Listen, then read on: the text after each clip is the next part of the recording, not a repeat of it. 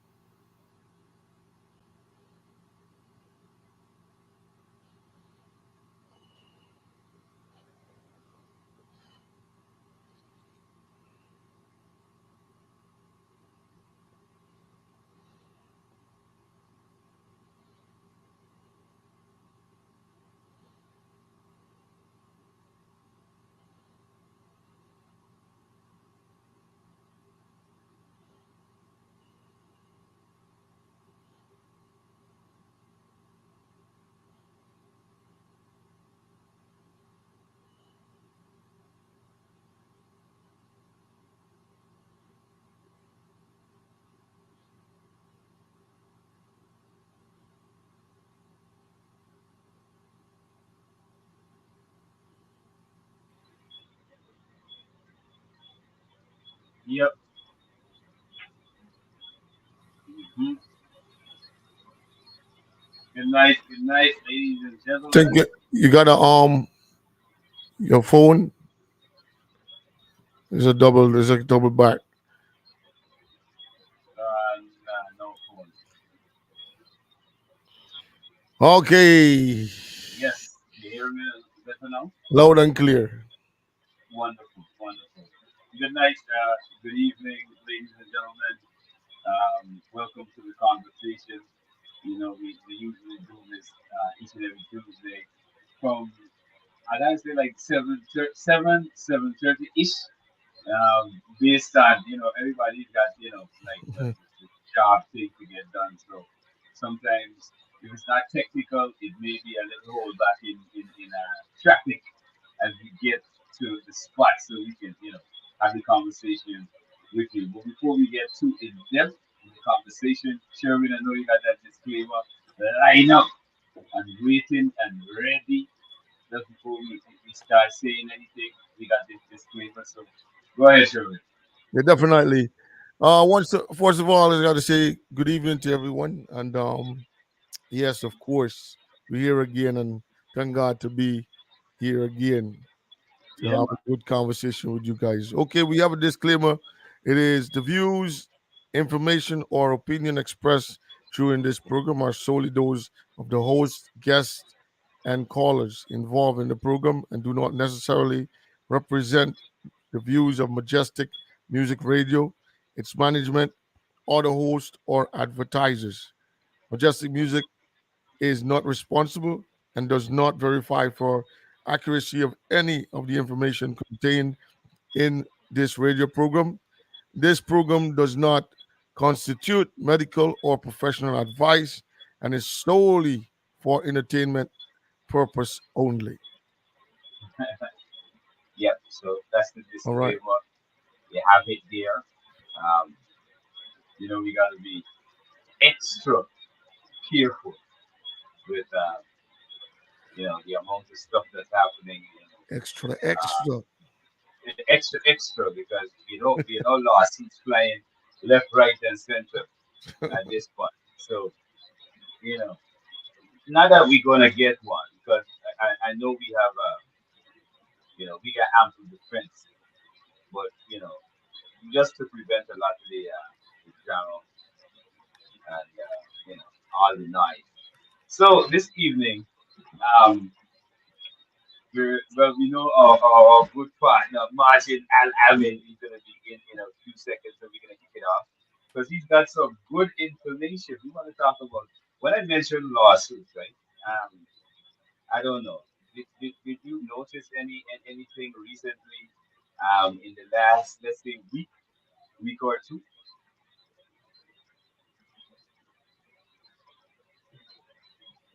You hear me, Sherman? Oh, no, no, no. I didn't hear you just now. No, I'm saying, did you notice any change in the last week or two? There has been quite, quiet. There's a lot of lull in the Ghanaian music community at present. We're not hearing anything at all, really, outside of the events that are being held, where a few Guyanese artists are getting on those events. We're not hearing much from Yeah. from people who are out there, making making a stir, I should say. So I'm wondering what really happened or what really transpired, because Martin and I have a bit of a it's a bombshell, but it's a very needed bombshell in what is happening in Guyana right now. And we have been,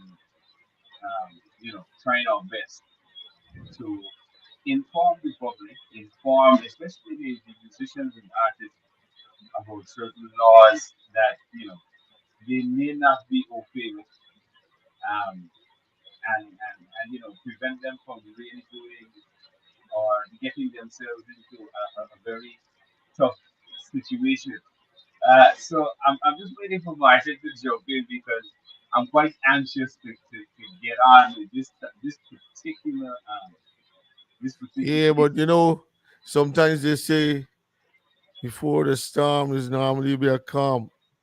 Right, There's always right. be a calm before the storm. So um, it might be so many different things wherewith um wherewith it might be somebody's searching for information or rethinking of their moves of what they think is right. And there's a lot of things when things are approached in a certain way, it causes folks that has been running all the time and feel as though they're actually moving or reaching a distance or covering mileage that they might have been stepping back instead of going forward. So many times when you see a little bit of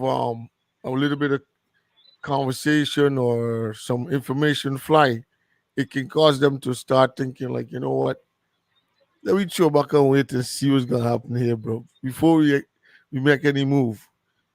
You know what I mean? So let's see what's gonna happen, man. But I mean, I'd be interested to know what you guys, because what I like about this conversation, about this group, there's nothing that we try to pre pre pre prepare everything wholly and solely in a way that we are being kind of radio type or stereotype in the conversation. The conversation comes off of how we feel at the spur of the moment, and And of what course, information we have to cover as information. part of what pops up in the conversation.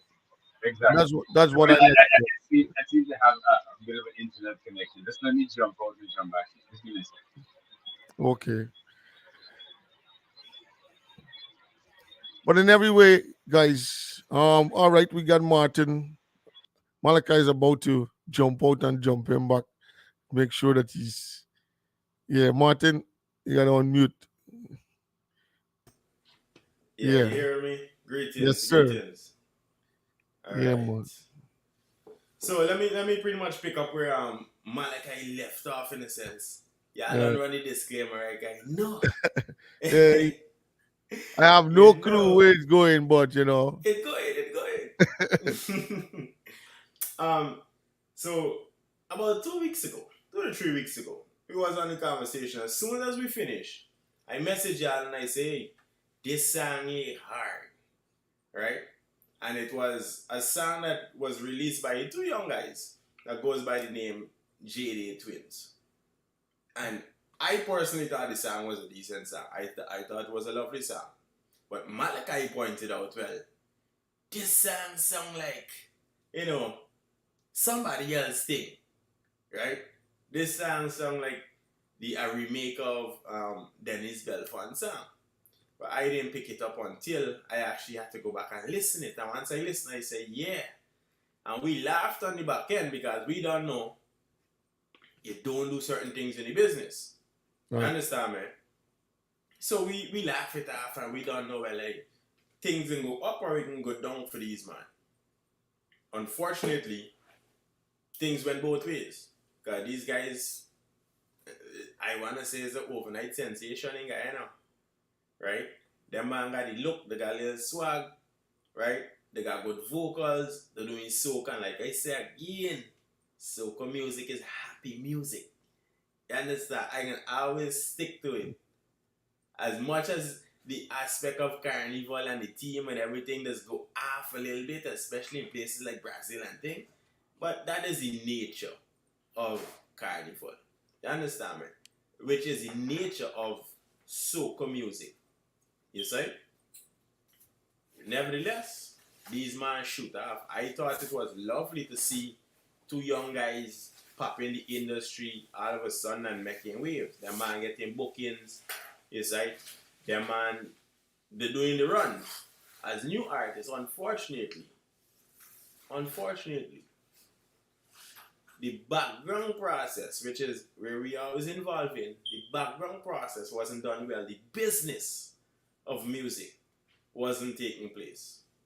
And hence them man had to end up pulling the music, or it was pulled from social media as they would have came out I think yesterday or the day before, and try to explain well why the fans can't see the music and why they didn't hear from them, wherever the case may be. But obviously it is what it is, or so you may think. Mhm. Now, because I'm in the background, I can't talk too much, but I could give you all the basic, right? For those of you guys who listening and who looking and who is fans of these artists, right? I could give you all the basic rundown whereby Malachi like hear my voice now. No, I don't know what happened with the internet, bro. It just freaking it just tripled. So Yeah, I'm I back. think you might have your phone volume up. That's why I say like hear my Yeah. voice. I know I the cute guy behind the camera in front of the camera for no reason though. No, it's absent-mindedness. I'm trying to, get back on the show. Plus, make sure I keep up. yeah. So Yeah, go ahead. I'm giving them the rundown of Mhm. the aspect of these guys and the things that's been taking place currently. Yeah, So but did you bring out the part that we had kind of discussed it and predicted the outcome? Yeah, I heard when you spoke about it on the show before, and I Yeah. heard you said distinctly that it is something that that it's in like an infringement. It is an Actually, infringement yeah, actually on getting on onto somebody else's creatives and using it without without permission. the permission. You know what I mean? Yeah. And then when you finish, you want to release it as a my stuff type of thing. You know what I mean? Well. Well, somebody had Well, a lesson. They maybe felt everything is free for all, it's popping and flying. well, unfortunately enough, there's a mhm. couple of lessons to be learned here, Yeah, right? Now quite a few. these guys would have came out and said, well, the producer for the project is suing them. Now I said to myself, how? Because if you're new to the business, you don't want to walk into straight to court.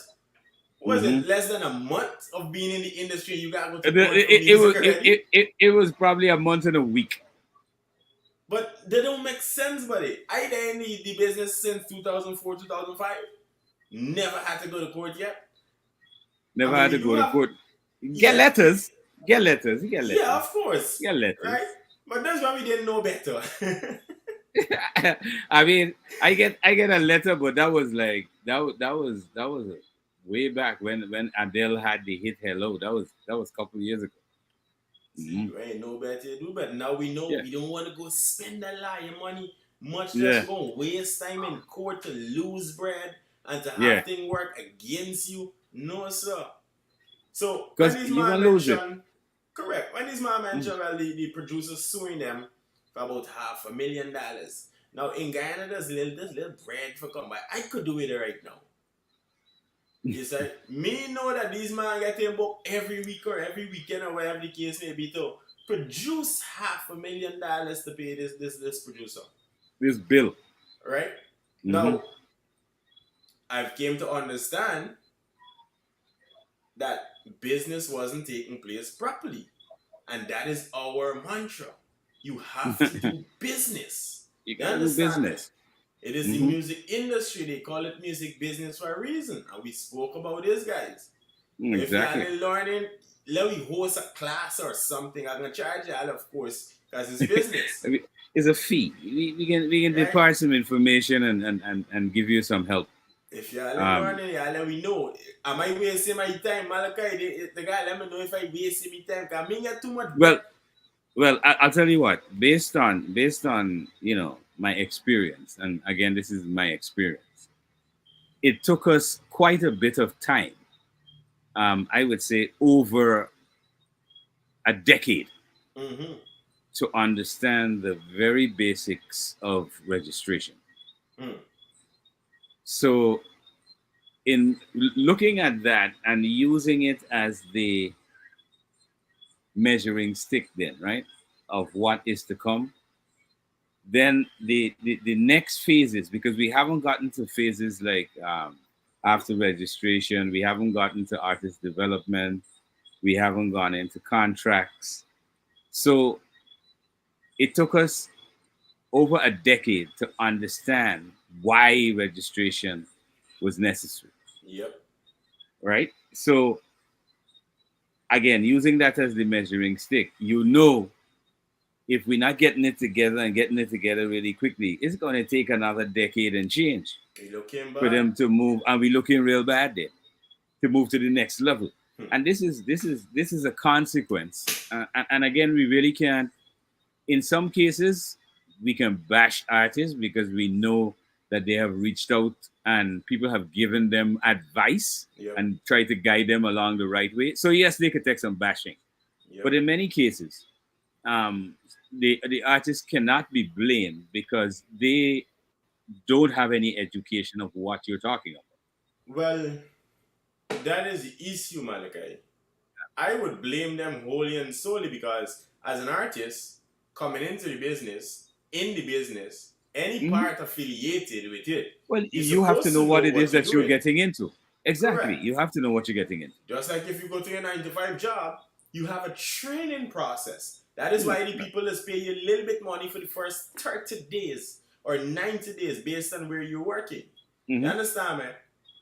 You get a 30 to a 90 days probation period, them call it. Yeah. You got a At your probationary regular period. job, if you go to a 9 to 5, them are putting you on probation unless you're super qualified and highly recommended, and them ain't gotta worry about your skill set or Mhm. your resume that 90% or 95% of the percent of the people lie on. You see? So coming into the music industry, it is your job to know what you're coming into as an artist. For the people who are At already least, there in it, I would say at least get familiar with what you're getting into. I wouldn't well, say no, well, because getting familiar with getting knowing for me is really more of a hands-on experience.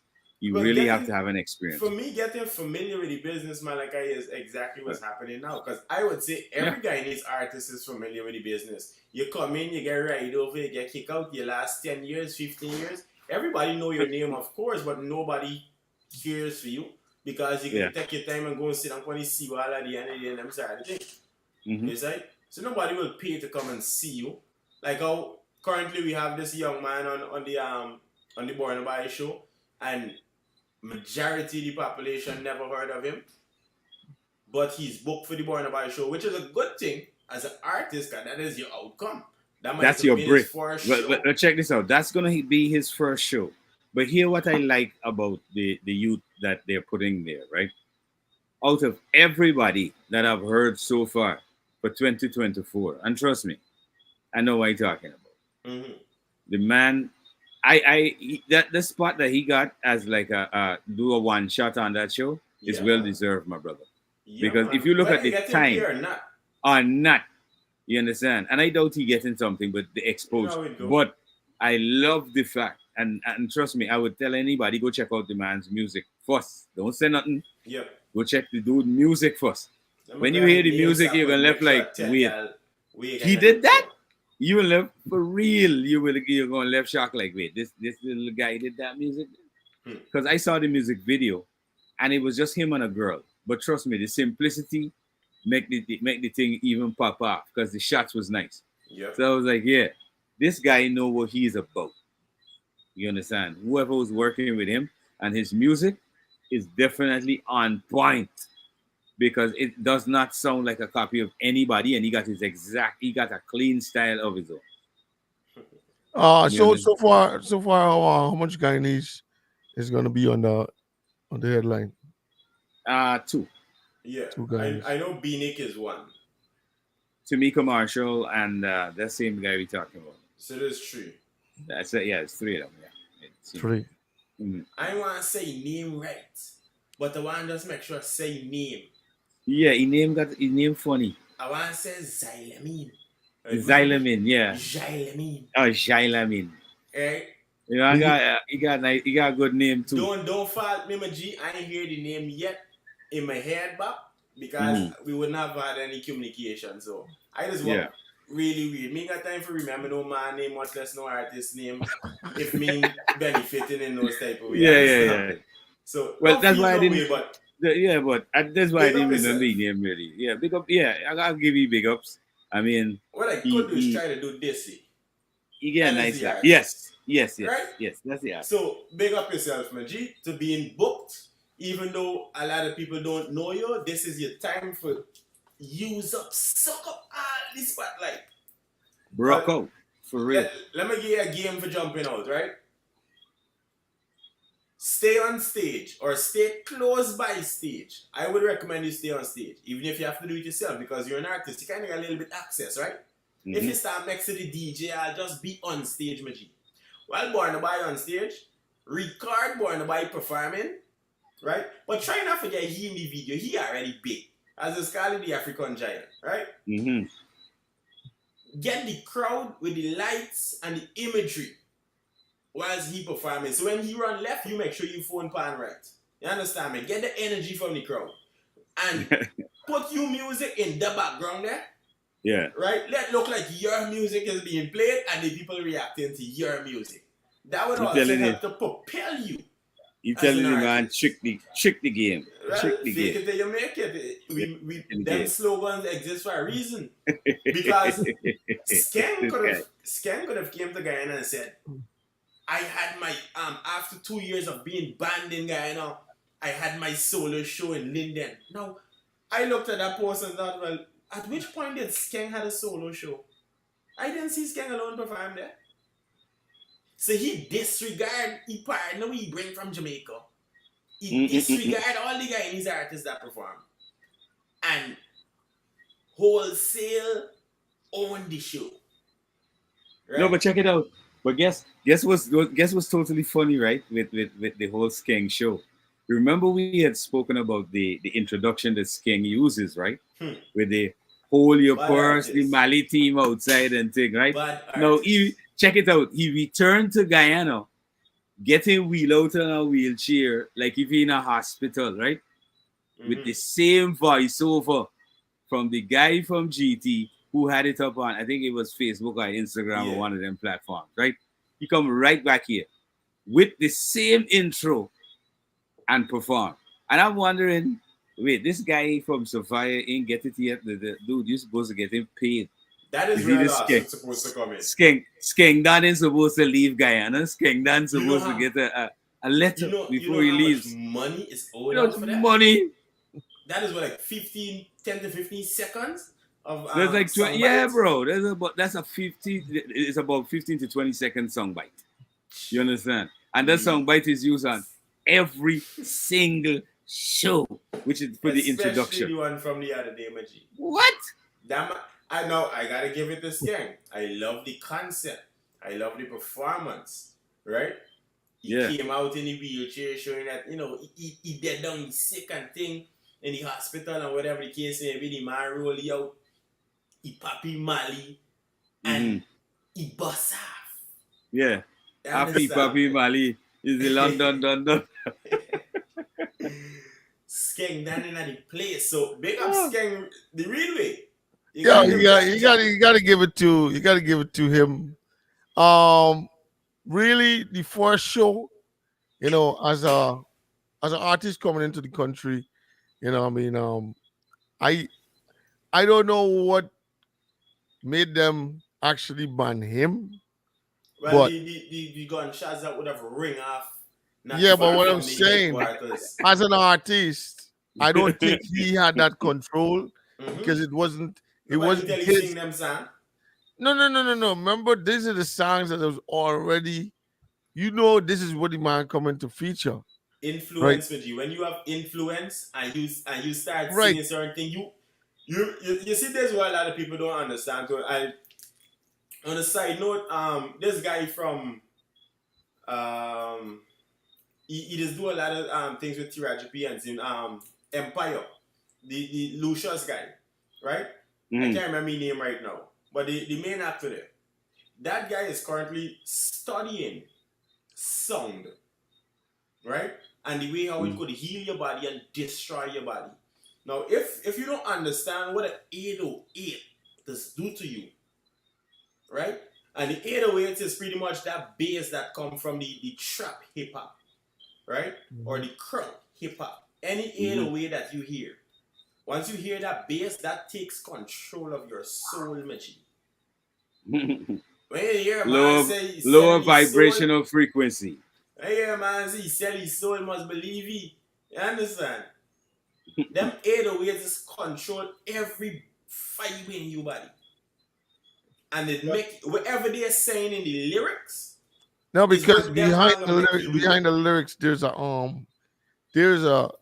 they would normally call it as a part of the recipe in the music Mhm. that is very seductive. True, but the whole 808 itself is seductive. Yeah. It is sexually seductive, So, it's mentally, spiritually, emotionally. Yeah, it's like a what you would call it? It was like a kind of camouflage, but you don't. It's not. You can't distinctly hear, But but you feel it. it's actually it flows in the It flows in the That- whole That process of the music. 808s, if you're a good producer, right? And you make some 808s, you make some apologies. If you're a good producer, you mix the 808s with the spoofer. Everybody seems to try to get me tonight. Yeah, if you mix the 808s with them, the spoofer, which is the low bass that it is here that is be thumping heavy, you mix them properly together, perfectly. Pan it left and right, drop it in the middle, bring it up, bring it down. You are already controlling the man, how he move, how he dance, how he talk, everything. Mhm. You understand, man? So once you do that, and you're able to do that effectively, anybody listening to it in trouble. Because all you got to do, the lyrics is the easiest part. And the lyrics is the most troublesome part because one thing, remember English, this is why I personally don't like English language. I'm honestly trying to learn a couple other different languages. That way I could exclude myself out of the English. Because I don't want to be talking nonsense. Because English is one of the language that when you say one thing, it is mean something else. And obviously people in today's society just hear something else. You understand? I might meet a girl and say, hey, how you doing? The thing, she might hear something else. It's like I might tell a man something and he feels some type of way. So he naturally, subconsciously hearing something else that I tell him instead of actually listening to what I'm saying. So that is why I don't like English. So once you mix English with the 808s, and this is why I don't like dancehall. Because dancehall have the trap. And it's a trap for a reason. It locks you in. People need to pay attention to the words, right? Yep. dance hall trap. Imagine you going to a party. Back in the days, everybody could say dance hall music was the best because you got any bottom house or you got any party and dance. You enjoy yourself. Yeah, but the chop, the chop now is a real chop. Exactly. That locking you in with Chop paid for real.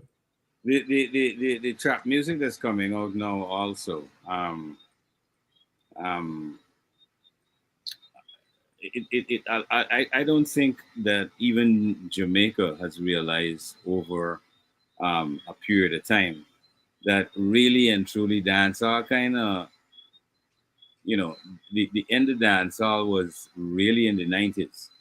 We're talking about like real um, dancehall with certain drum patterns. Yep.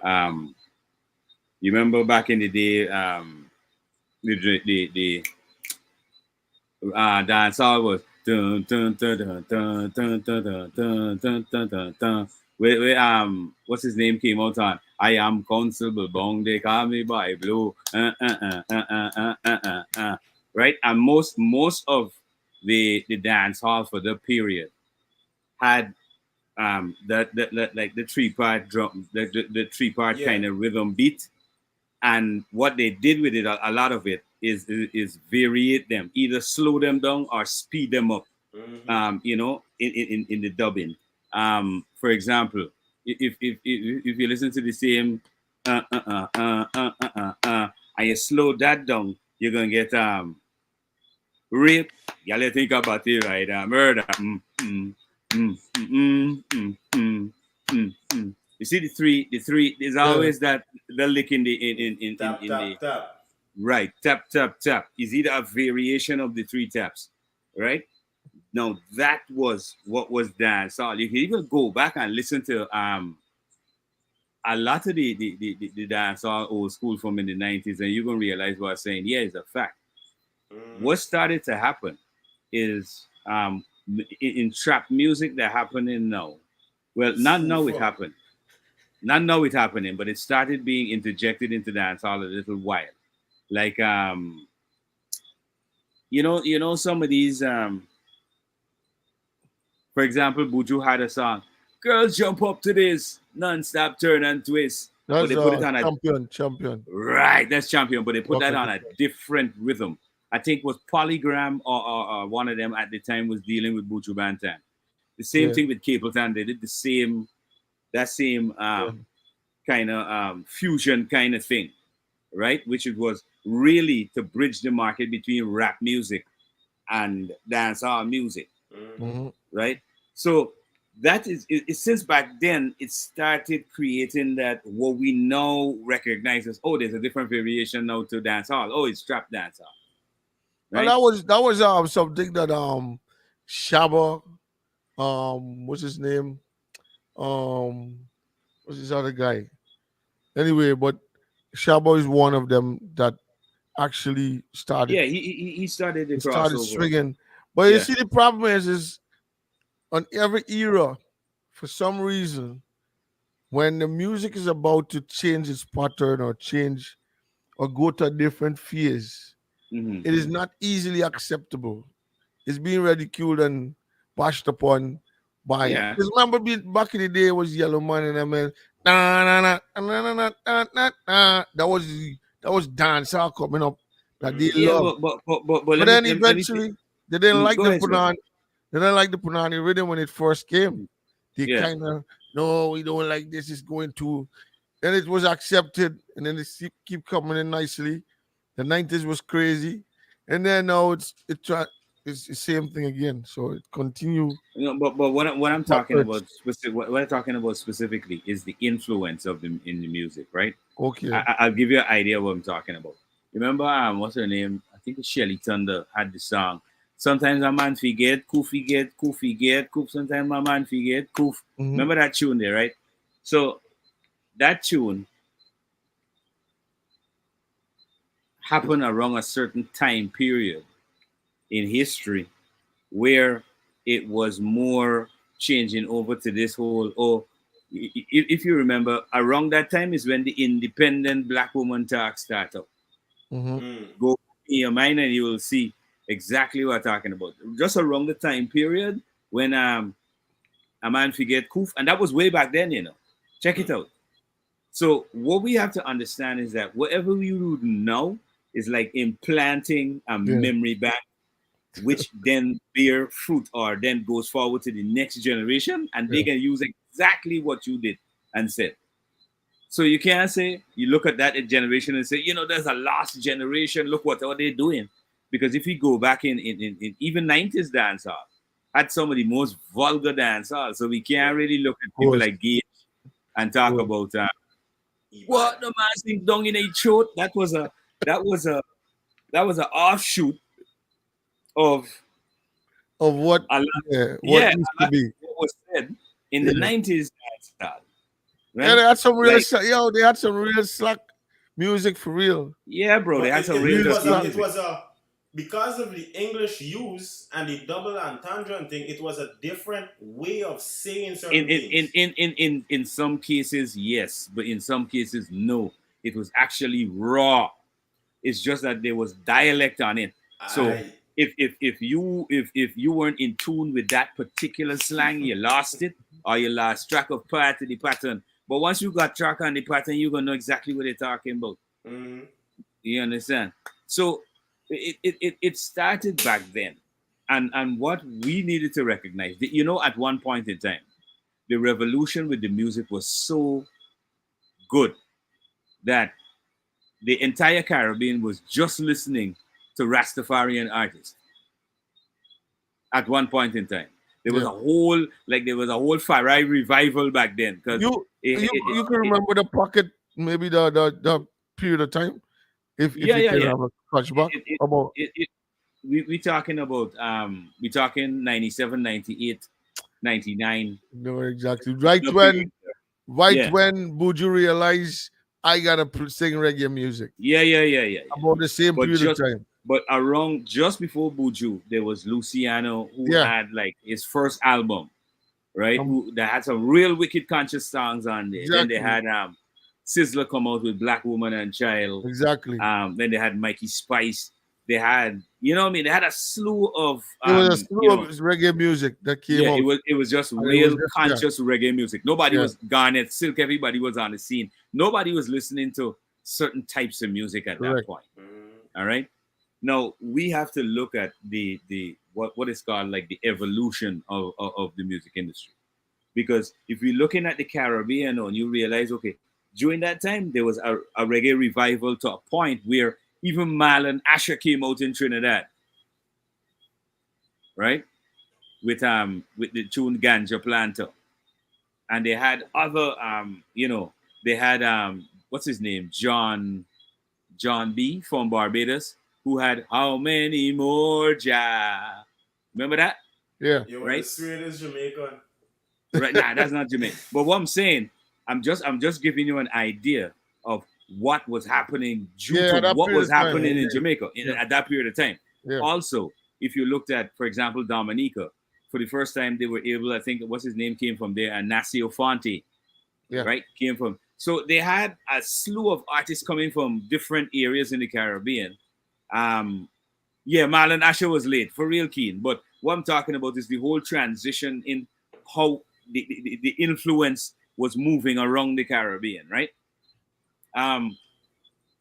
They had several artists in the Caribbean who got the vibe, as per se, right? And they were taking the torch. Then suddenly we realized that there was like a switch in the whole thing. Yep, Ja Melody is one of those artists for real that was doing stuff back then. But you know, we noticed that wave of consciousness is like it moved from a golden age to a bronze age. Because right now we definitely in the bronze age of dancehall and music. Because most of the music coming out, I hear that. Brands will not value still. But if you move from gold and platinum and come all the way down to bronze. No, we just synthetic. We gotta be No, synthetic. the reason why I would agree with Malachi, right? The reason why is because the most marketable and also the music that was very attractive in the sense of tourism was reggae music. Mm. Mhm. You won't find nobody traveling from Europe and all these different places to go listen what is being produced now Hmm. as the mainstream in Jamaica. You understand? But if Perry Salmon and and um and Buju Banton, like they did the show, right?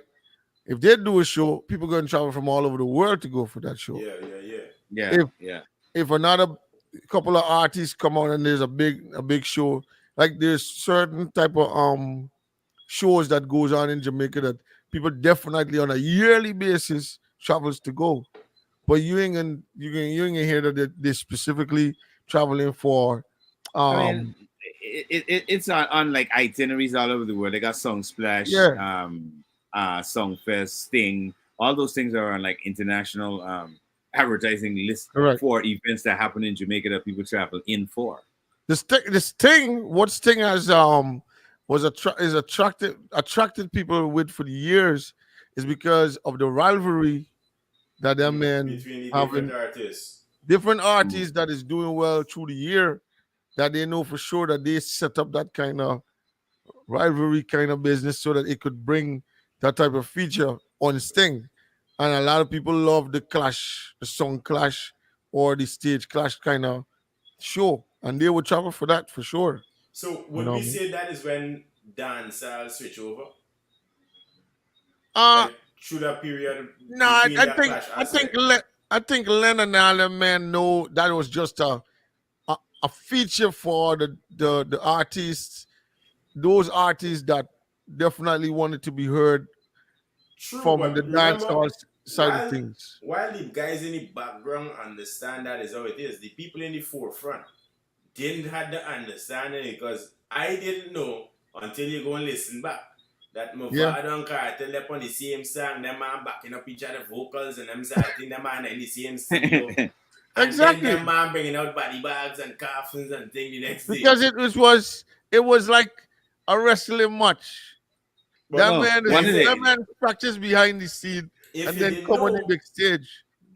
that is why, and this is why I asked, right? If that is when the transition changed, because that is pretty much fairly when I got new into the business, right? So for me, that is when I see the difference, because I grew up on the original reggae and dancehall, but I also knew when Mavado, Gaza, Gully come out, right? That is when things get heated, and everybody want to be a bad man. But well, why you think Ninja Man had to be cautioned and pulled into the office for meetings and also to be briefed properly on how Mm. he's supposed to behave and what is it that is this a show and it's not nothing to come out there to express yourself as a bad boy like street. So they had to put it in place. See, he had to know how to deal and do things. Even Cause with the stuff when he was talking about when he said he gave up his gun, all of that was showcase. He didn't that's get why they arrested. call it. That's He why they didn't call get it stage arrested like show. when he gave up his gun.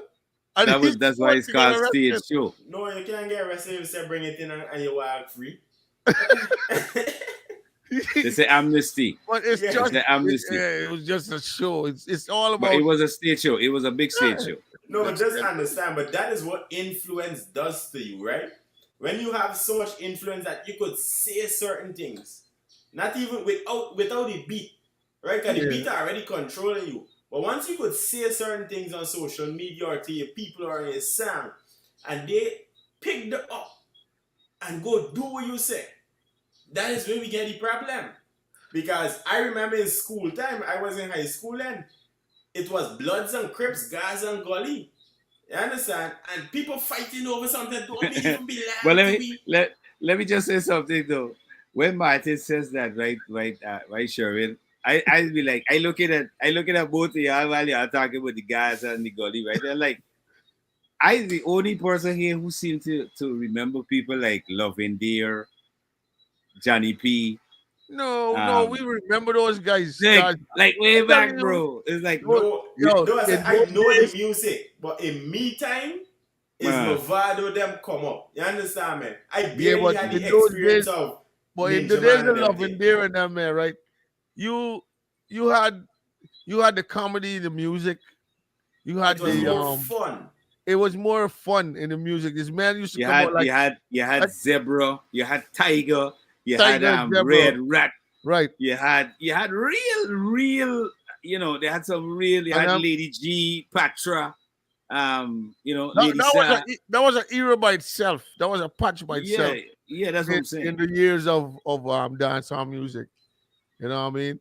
But But I'm dealing with it from the evolutionary standpoint. Remember that's what that's the standpoint.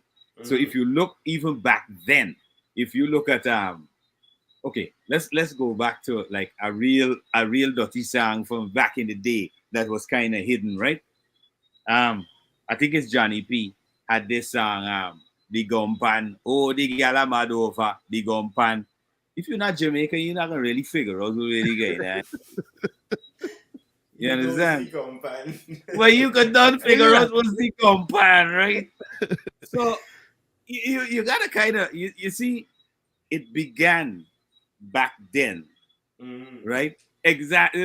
Well, I see a man backing me up with some. I was just going to mention yeah, Bathroom Sex by General Echo and certain people, right? They have like certain tracks back then that if you go back, you can realize, hey, the bit of ambiguity, you know, it kind of crossed the line by far. yeah. But Mhm. those were the In songs. those days, in the days of Yeah, yeah, itself, yeah, it crossed the line. But at the yeah, same time, people I was don't not think accepting it. But at the that same, and it's the same as today. When man listening to certain, nah. But of course, internet, of course, it's a internet. transition or the revolution of what the music is evolving to, right? Hmm. We- when it was those days, it was the same. When we was enjoying the music as youths, Bro, the it was the dirty. older folks was cussing Yeah, and telling us, "Hey, what's some of this y'all listening to them, bro?" You no, understand? I remember for a fact.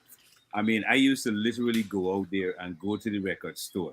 One of the albums I brought to Guyana when I came here in 1992 in my collection was Shabba Ranks Golden Touch, Mm. right?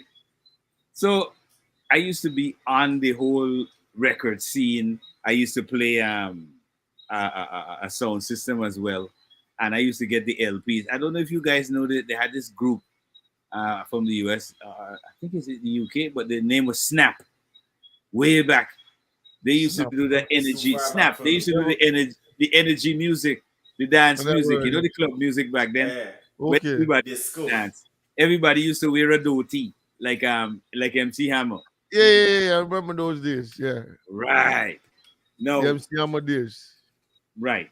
Now, if you go back and you just juxtapose around that time and look at the reggae music that was coming out at the time, it was like Golden Touch from Shabba, Chill a Lot of Girls from Shabba. Um, I think the other big tune from Shabba, she was only 16. Um, and I'm in love with a man only twice my age. Remember that song? I'm in love Yeah. with, right. So all those tunes was like the songs, and you remember the music is what is teaching the next generation, right? So Shabba and this girl singing, I'm in love with a man nearly twice my age. Don't know what it is, but it's a thing from the youthful age or whatever. So you remember these are all hit songs, right? You gotta understand how this thing is really work. Now you got to ask how This old this was is a she cycle make she of twice stuff, she age.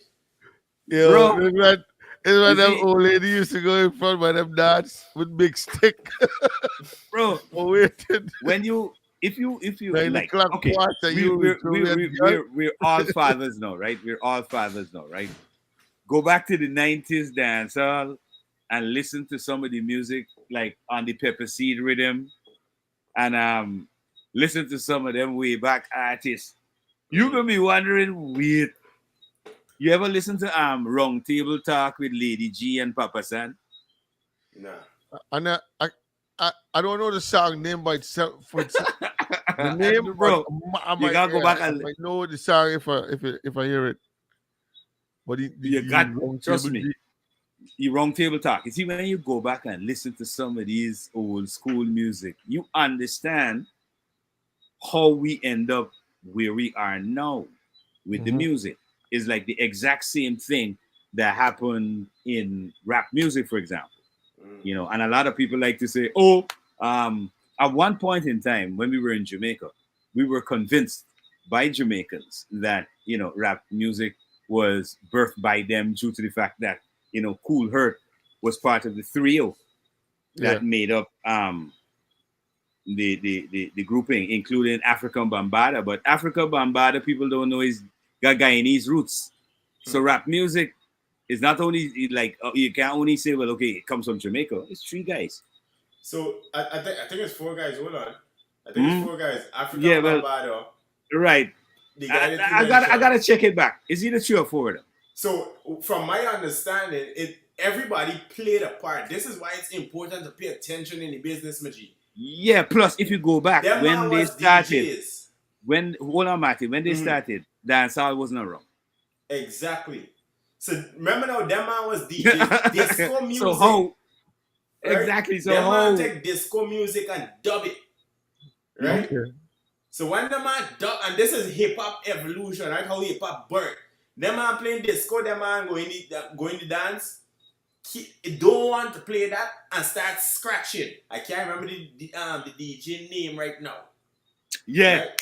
It was a Name, loop. But back then it was a loop scratch he did. It was a loop scratch he did. But Matty, then where he had was two the only turntables, one- person Yeah. looping that Looping and it, playing within that little break period, like right then, couple seconds. He was Yeah, it's the like only the person bridge. looping The that. bridge breaking the sound, like So hitting it back and forth. whilst he looping that is the how we end up into the full Cool Hertz.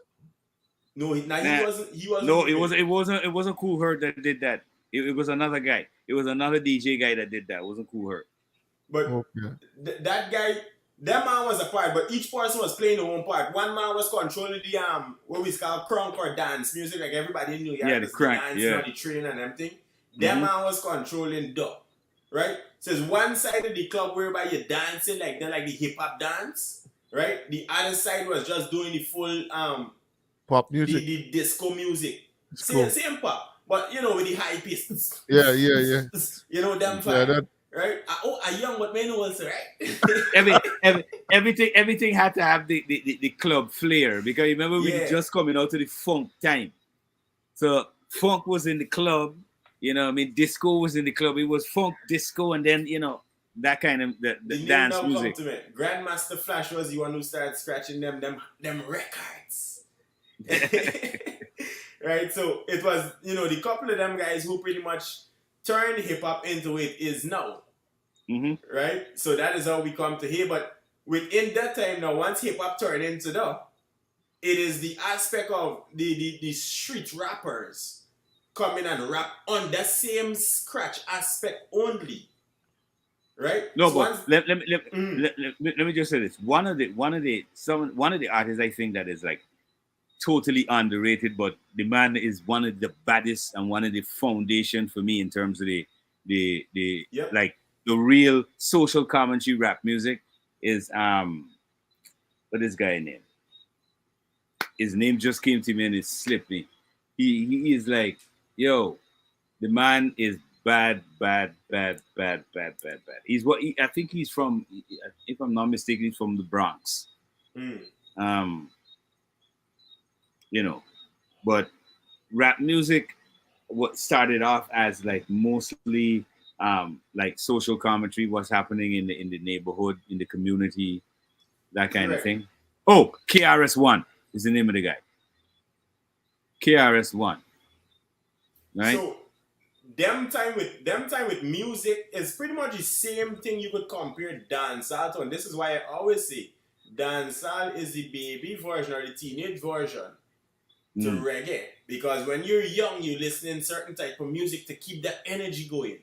Well, once you get old, them bones is tell a different story. I could feel it. I almost 30. You understand? The Bones is still a different story. You don't want to go in crunk and you don't want to go on like a bad man in no dance. This is why the big people party will forever sell out. You see? Because the young people tired and they would just want to go and have fun. The big people just want something to wrong come with out them. and have fun. You see? Big any part of Guyana, we could see it time and time again. Big people party just sell out. Because everybody coming out to enjoy themselves. Nobody coming for the violence, as Amanda Scarlett, right? And the excess stuff. So when it comes to the transition of music from the dancehall, the hip hop, the reggae, you got to understand what each instrument plays a part. And this is why it's important for artists, creators. I can't even tell you I learned a new language. This for me do. But find a way how for make it fun again. Right? Mm-hmm. And this is why I said that to come back into these young guys' situation in Guyana with the song that they dropped. When the song come out, I felt like it was fun. Unfortunately, I can't play it because we don't play music here, but it can do. Right? Yeah, I could list Godfrey. The guys is JD Twins. So the guys on the ground who know the artists, them know the music, I look out for them. Mm-hmm. But when I hear their music, I felt happy. And unfortunately or fortunately, it was the same night when we was on the conversation with Malcolm and we had the debate. So I felt like, all right, this here just proved me point once again. You understand? Mm-hmm. Soca music does it for you. Right? Bro, look, when the whole situation happened, because the funny thing about it, like I said before, I predicted this situation happening. And I immediately, as soon as I heard the song, I went to the other song and I said, this can get problems because it's too close to the other song. Exactly. There's no way this is going to fly unless permission is granted. I remember saying that clearly to several people. Me and you discussed it as well. Mm-hmm. And then, lo and behold, it wasn't even a month after, it was like, what, a week or two after? Lawsuits flying. And lawsuits are already flying. But I think you got some good information to kind of bust on them. No, but what's a Getty information? Remember, because we're in the background, we're in the forefront, we can't divulge the information. This is why we are who we are in the business. But what I could say is we are working in the background to try and iron out things between the original composers, right, and the young guys. Also with the local producer, right? So of course, we community young and guy, and we in the way we want to be at when it comes to the music industry. So these man find themselves in a jam, and because of not doing business correctly, right, and merely doing it to their understanding, they were led astray from the beginning, and this is why I just come out personally, and Malachi, you does the same. To speak against certain things, and at certain point the sky with the Godfather, because as you know, your Godfather is who you could go to and get anything from, and you don't have to worry. You understand? Your Godfather, your Godmother to take care of you in anything in real life. This is why your godparents exist. In case anything happens to your real parents, they take over. So in the event that your real parents didn't have the knowledge to put you in this direction, is where the godparents come, and this is where we play our part. I love to play my part. I don't want to step out into anybody else's field at the end of the day, but we know what we do, and we understand. Most of all, you see. So I reached out to these guys because when I saw the video that they released the other day, trying to explain to the supporters why the music is not out there, because I just pay attention. I even thought, well, this is supposed to be all over. No, well, the thing that shocked me is that I had shared it and I realized that the share was removed. It disappeared, It disappeared. So when it disappeared, whichever time is when, it started getting flat. Yeah. So let me break down from what the guys would have mentioned. They released the music. They had an agreement with the producer. They released the music. The music now, the producer end up he want to do too much. He want to play out of pocket, right? He want to do extra stuff that he's not qualified for, legitly, right? If you're a producer, you play a producer, make 100 beat and get them, man. That is how I think you should do, right? But don't try to play producer and manager and artist developer and publisher and distributor and everything else in between. It don't make sense. You don't know how to wear all them hats. Even if you had the biggest head, you still can't wear that bear cap. You understand, man? You look stupid.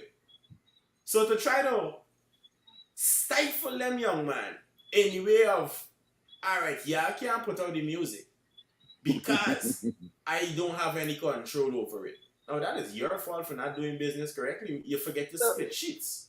Exactly. You understand, That was man? the funny thing about the whole thing is that really and truly he's attempting to pass down the the the the penalties to the young guys, Well, which we we never know. reached the penalty yet, because the penalty still pending, right? So he, in my opinion, he tried to extort his man. Yeah. Now, I gotta speak lightly because I know both parties at this point, right? I've been around on phone calls. I've been in the camps back in the days with the producers camp. I've been in the writers camp. I've been in the artist camp, right? So people have understanding, because when people come around me and we just talk a lot about the business, a man can grab a nugget and think this is the gold rush. You understand, man? Not knowing you run away with you nugget, you left in all the other real gold behind.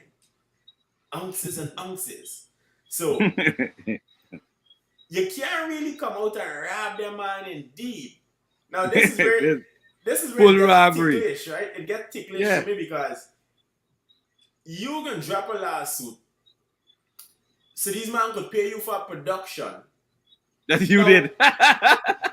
No, don't laugh at it yet. Hear why, right? It's Yeah. legit. Because if I'm doing work, I want me money for me production. But if we had a verbal agreement stating, well, I can work on the Sherwin's camp and just like we doing radio, right? And Sherwin blow up. Or I blow up, right? Because I'm in front. So I blow up now and Sherwin watching me like, Martin, we're going on by all the advertising dollars you going with. You ain't giving back nothing to the radio. I see you out here, out there, and what happened? Like, you forget me. I still want be the boss, man. You understand? When you don't have proper communication, you just end up in a situation like this, because it is my job to say, well, hey, sure, when I get the opportunity, you think I should take it? But for me personally, I think I should take it, but, we as a collective, let me know what you think. It is my job to do, though. Right? This is why communication is important. English is important. Trust me. Yeah. In the event that you don't do that, we have issues like what is arising for these guys now, because they didn't have proper communication. They wouldn't have taken care of business properly. Because as I tell people already, if you go into the studio, have your spreadsheet ready. Put that first thing on the table. In the hip hop industry, people work with me. No, I start the truth. I've worked in studios whereby we already ironed out what everybody need over the phone. And once we get in the studio, first thing you do is have the white paper, the black and white on the table with the pen, and the table there in the middle of the room. You can't say you in the contract. Right? That there in the middle, next to the weed, because obviously buys the smoke, next to the Hennessy, next to the Remy, next to the chicken wings. And the girls is there in the car. God, this is the entertainment business we there. You understand, man? You can't lie to the people. So everything must be laid out. And I just tend to like to lay the contract in front, put the chicken, the wings, the rum down the line. Let me just be the devil's advocate here and say this, right? When I watched the interview, I heard the guy say a particular thing, which is my stickler, right? The guy said that the producer told them that the strike that they got was on the track, right? Now, if they understood the business properly, right? And this is why we're saying Mr. Producer is trying a fast one, right? Correct. Because really and truly, if he is the person responsible For the track. for that strike, right? Because he was the one that built that track that was very similar to somebody else's track, so that he incurred the strike, right? When that happened, he decided, okay, well, whatever arrangement, and I'm talking now based on the entire interview that the twins had out there, because I don't see it anymore. Apparently, they pulled that down too. The interview they had out there, they said, that they had a verbal agreement that says, we're going to be working with him for Which a we while. know don't stand up in court. Exactly, that don't stand up. So, but the entire issue for the twins is that they don't understand that they're really not in any major danger unless the person who gave the strike wants to really pursue, which they're not. Well, that You is the thing. understand? So, from my understanding, is the producer would have struck the track because he believe is he track, and them man got pay for the production since they haven't signed any documents and they don't fall directly under his scam, right? Mhm. But the problem that I have with that is, as a producer, now, yes, protect your intellectual property by all means. We vouch for these things. We tell you all these things, right? So it's good to see he's actively doing what he's supposed to do with the business, right? Even though you mess up from the beginning, it's both of y'all fault, right? Artists, creators, everybody got to be blamed because y'all didn't put y'all contract before the boot or anything else that y'all had in that session, right? So it's y'all fault. Everybody involved. But for the producer to try to clean up and claim ownership of said project and have these No. artists pay for it, I honestly Exactly. don't think that he deserve anything. And why I said that is because the interesting part is, how could you claim a project that That's you it. have no creativity on? No. That's the part that I am like, what? These guys didn't understand what's going Yeah, on. because this is the thing that these guys feel that things are flying like times in the past. Well, It's just we sing upon this here, we gonna make a run, and we got. You see, the problem is now in the past there was not social media so in a way where you put in stuff up to say you trying to register it and put it up to gain ownership. In the past was more when I finished singing this and everybody like it, I gotta run around in GT with this yeah. and make a Sell bread. copies and thing. Everybody sell their own copies, keep your Exactly. money and thing. But now that it go to a different level, you want try to be slick. And because you trying to be slick, you try not to pay for the consequences. You want a man because you want that man pay for you nonsense.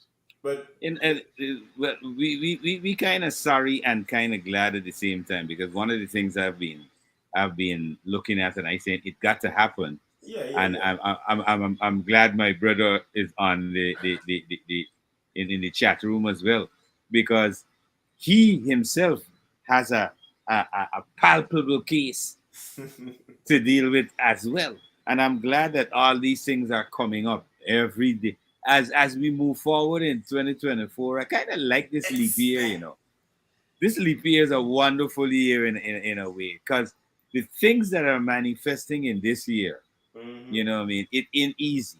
Because when a lot of people feel, okay, this year is, I can guarantee you this, before the year is over, we're gonna have several lawsuits in the court that's dealing with the whole for entertainment and this music business.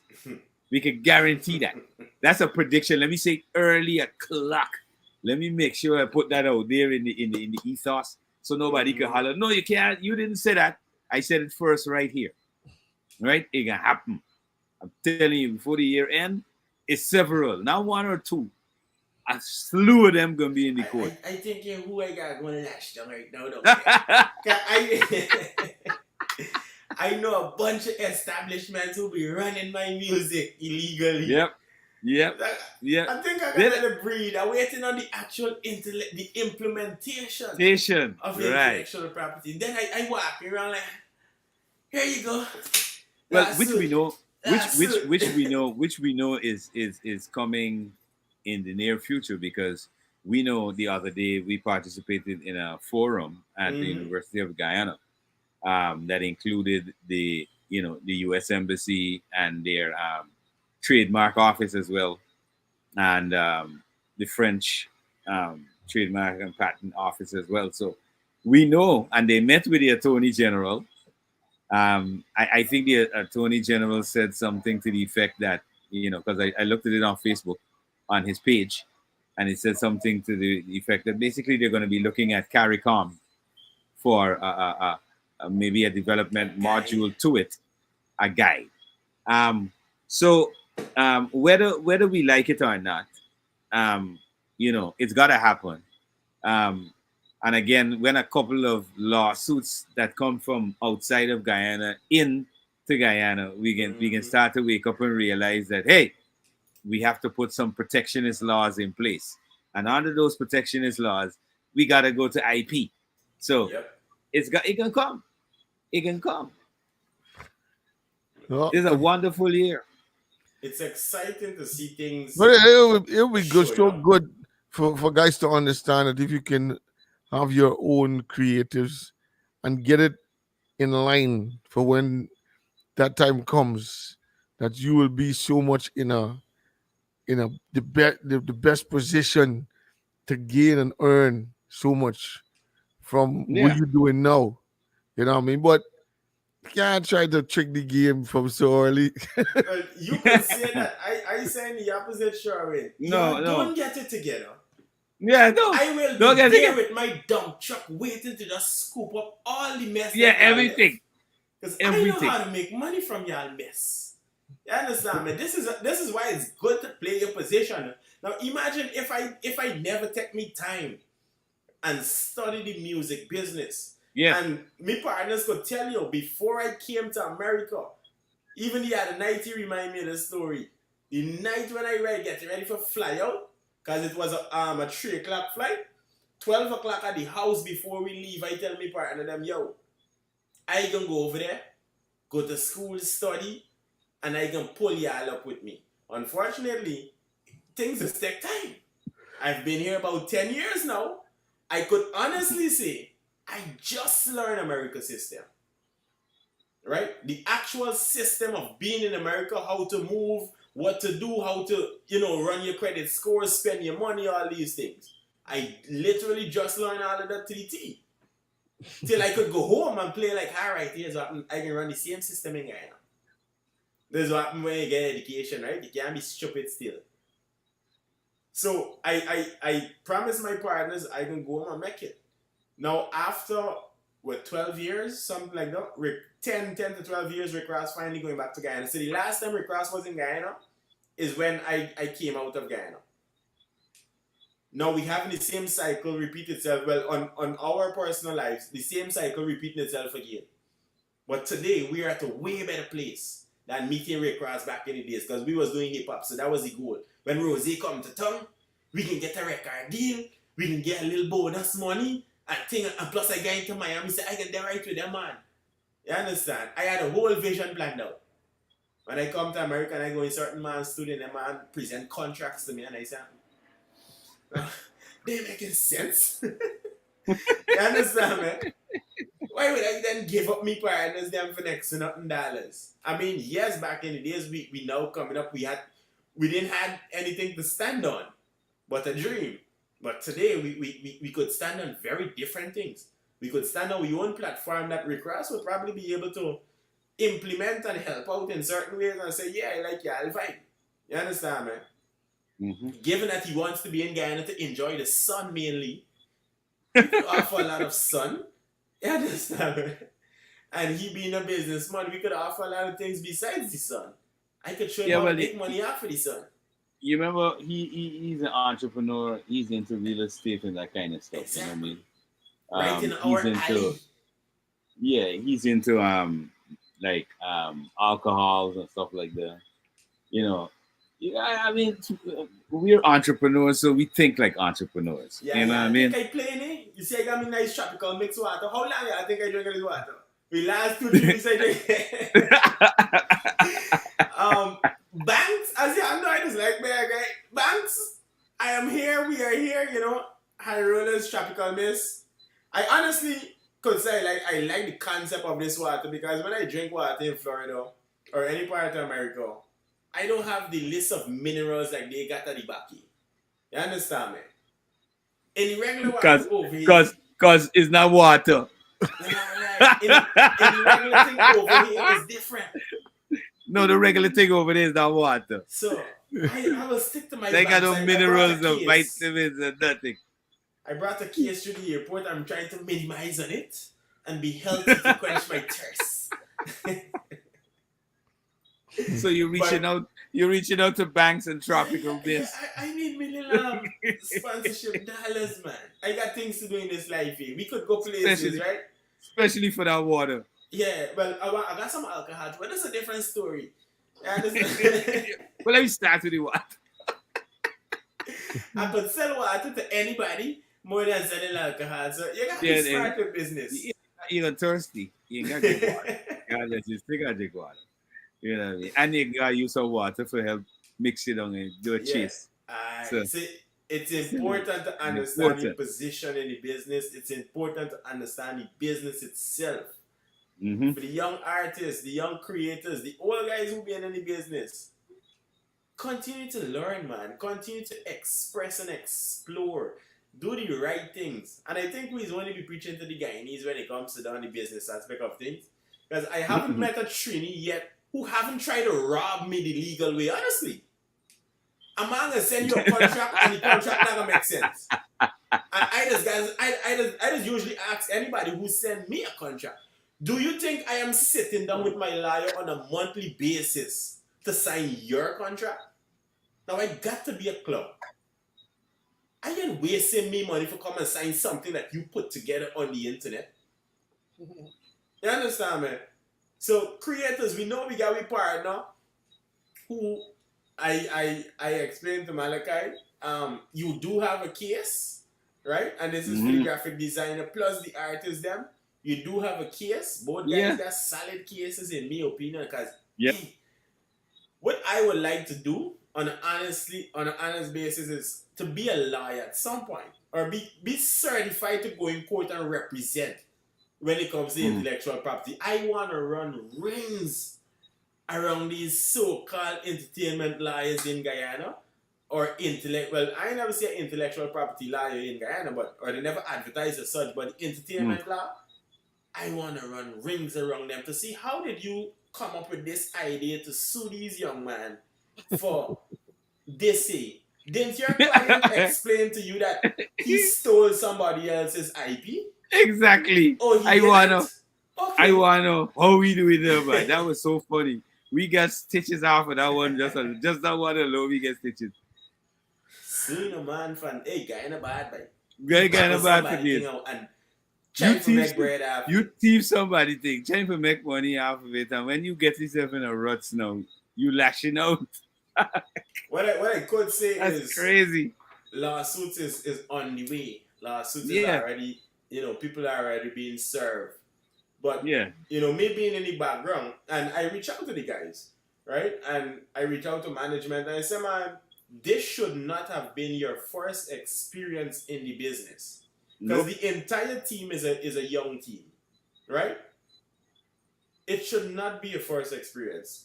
I mean, if you look at it two ways, it is good that it is your first experience because you will know never to do that again. Yep. Always cross your T's, dot your I's. Right? So coming off, perfect lesson to learn. Now, unfortunately, it is not a good lesson to learn because it's an expensive one. The expensive one. And, they're witnessing it firsthand. Yeah. At no point in time they can say, well, I never gave my advice. I saw the situation and I offered my services as a consultant and I said, well, hey, this is what, you guys should do to counteract that lawsuit. And the bad part is that at this point now, I know both parties. right? I know both parties, so we're trying to figure it out in the background without the court system, because you honestly don't need the court system because of the type of case it is. Both Yeah. parties is gonna end up losing. The judge might end up ruling and say, "Yes, so both of you gotta pay me now because I sit down here and listen to this nonsense. And I You can thieving, understand you it. thieving, cut it out. You gotta pay the court for wasting every time. That's the taxpayers' money. If I was a judge, that's what I would have charged them. I would have dismissed the case and charged them for wasting the court's time. That is how I think the case should end if you do go to court, honestly. I do want to see if they go to court and the judge rule in any favor to question that judge. How competent is you to rule in this favor without understanding how this is supposed to work? No. I the first thing I asked the judge in that case is, which part of our law system are you basing your judgment on or from? Because each case gotta be. You remember, law is based on a particular thing, and I can tell you, it's called precedent. All right, law is based on precedent. So if there was never a case in the court system in Guyana that particular thing did not happen, and not only that, how is he or she, as the judge, going to rule, or magistrate, going to rule in a particular case where there is no legal framework for that functionality or law? Yeah. I want to ask the magistrate them, who certified you as an IP judge or lawyer? Because we barely have anybody with the only thing I would see they're trying to do is if these guys had an agreement, it was a written agreement and somebody signed. It was not. So if it's just verbal, then I guess it's no deal. No, you hear what Martin tell you, it's a hot lash niggas waste of time. You gotta look at it this way. How competent is the lawyer who put together this lawsuit? Yeah. To serve something like this and knowing you have no IP coverage in Guyana. Competent enough. So at this point. No, not only that, there was no written agreement or contract or stipulation between the two in paperwork that you can present that says, okay, the lawyer is competent enough just to collect his money. No, you know what I think he's basing the case on? I'll tell you what he's basing the case on. He's basing on the case on admissible evidence, which would be the actual file recordings from the studio that they did the recordings, right? He's basing it from that. But like Martin said earlier, and I said before, where in precedent or where in a legal framework does he get to reach out to those guys when there is no IP? There's no IP law. So, how in what? Where is the act that he's operating under? Frivolous lawsuit I've ever heard of. I should actually encourage them. First question is gonna ask you. Have a laugh. Devil's advocate, right? Go ahead, Sherwin. No, that's what I said. Devil's advocate. No, but it's seriously funny though. It's just funny. It's just very, very funny. No, you see, I want to call naked. They might send me a lawsuit for it's got cybercrime. Cybercrime. That is the only thing they could send out to me is cybercrime now. Right? Well, so we want to call name, but these things exist in Guyana. There's cases whereby a lot of your favorite Guyanese artists don't own their own music. No, they own nothing. Own their thing. Yeah. Right? Yeah.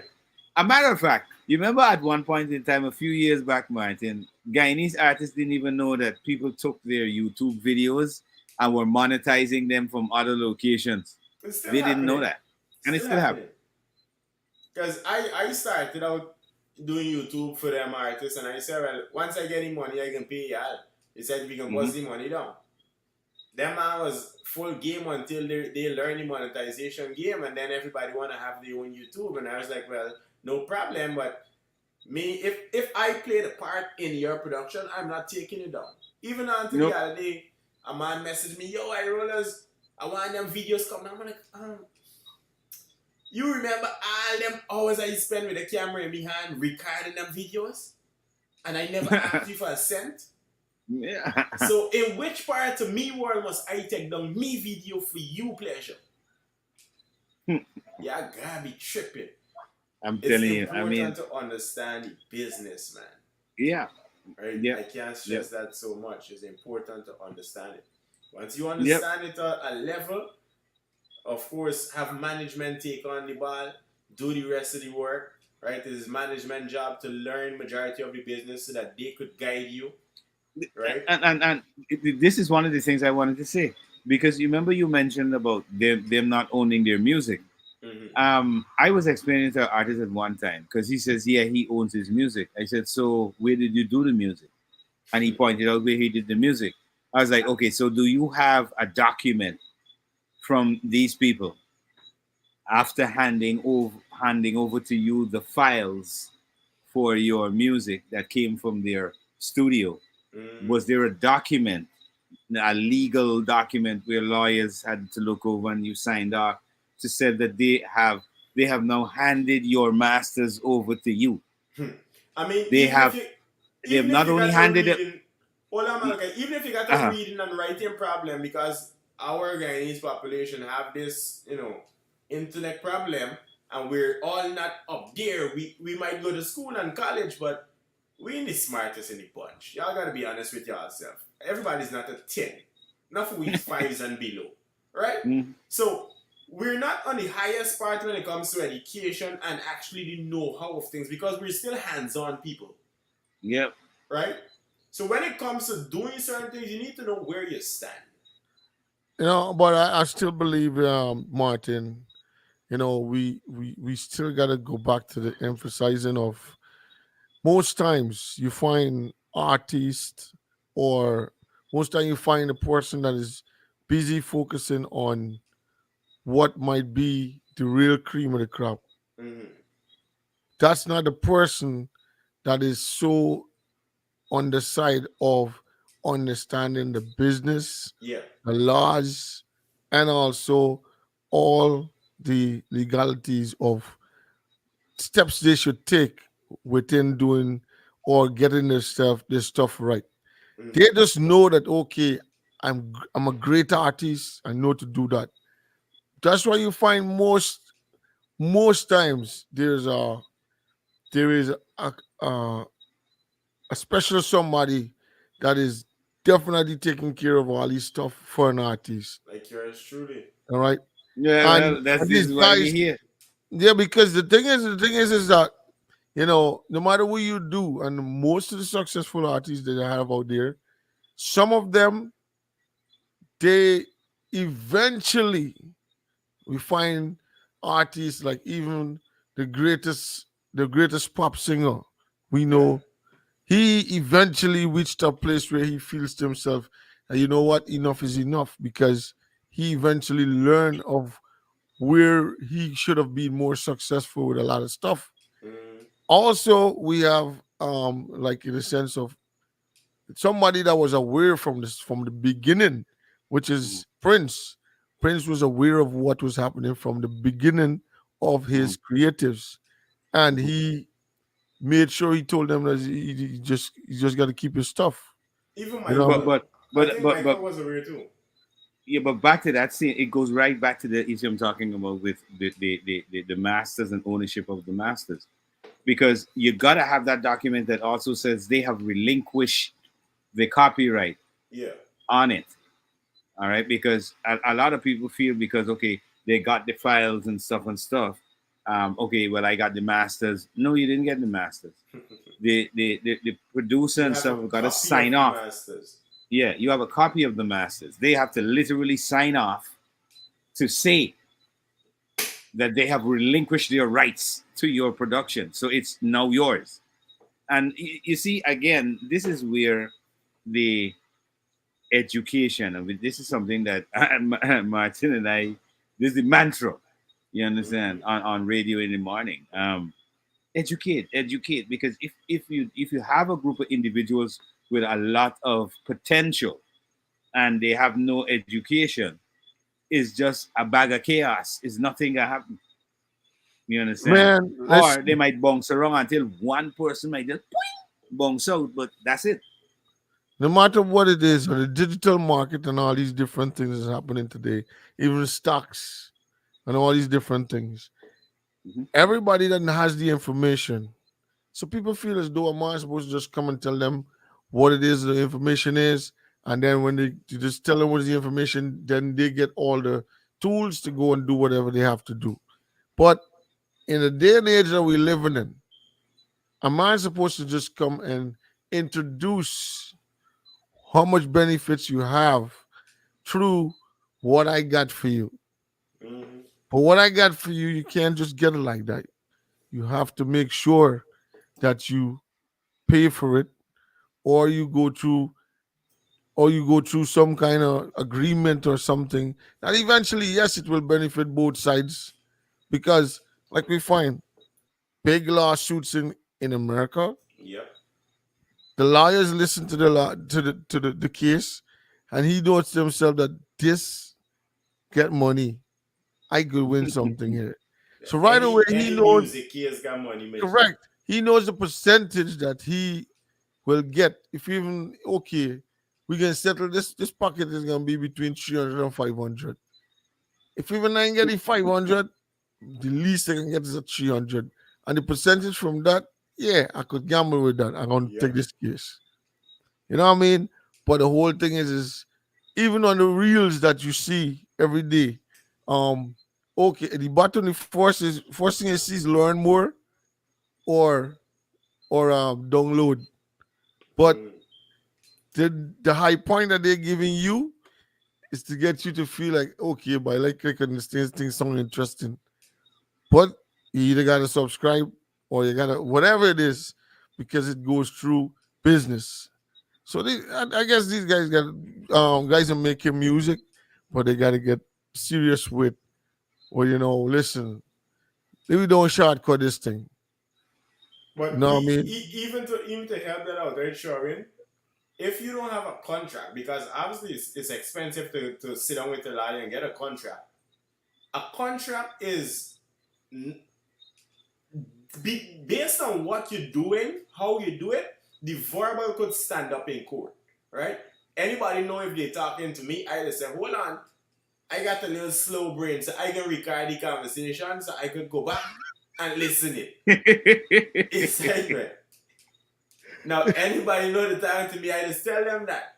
And that So they verbal, this know it. recorded, buddy. This No, but recorded. This I'm a verbal. verbally telling you, I'm recording this conversation. That's a recorded conversation. Don't No, run away remember, from just a no, remember, verbal flight. if I don't tell you, if I don't tell you about it, it's pretty much illegal based on what part you live, right? Of Like course. I'm in Florida. It is Yeah. illegal to record somebody's on the phone with conversation, right? So I Without know them me knowing. law. Yeah. Exactly. So I just say, hold on. I little slow in the brain, so I gotta record this here for me safety. You understand? I just want to go back to it and reference, and I do that, right? Because we might have an hour conversation, I can miss certain points because I'm busy talking, answering back to you, and not paying attention to what certain key points. I go back into it in my own spare time, and I could jot down. This is why I like writing. So while I'm recording and listening, I'm also writing the main points. And the one which is not important that much, I go back and listen and then pull them out, right? So you could do that as an agreement if you don't know how to do the full contract aspect. Producer, artist sit down and say, let me consider this as a production contract. I can produce all your music. You don't have to pay me, but yes, you fall under me camp, so I covering everything. But if you decide, well, you jumping out today, then at that point, when the moment you step out, then you gotta pay me. You could do this on a video and an audio recording, that would hold up in court. It's simple. Or you could do the same thing in email or send a message to each other. This is why I like texting too. Because you can't say you didn't send me this message. Right. You understand? If I say, me get money this week, but I want to record, and you as a producer say, well, yeah, come to the studio, don't worry about it, man. We walk in, you can pay me later. You never say when is later. Right? So you could come back a week after when we done the song and say, yo, you want your money now. Or you could come back 10 years when the song actually blow up and big and say, yo, I want all the money. Yep. You understand? I went through this personally whereby my partner, my last partner I was doing business with, he had a studio right in Miami and he rented a place for a good couple years before I came on scene.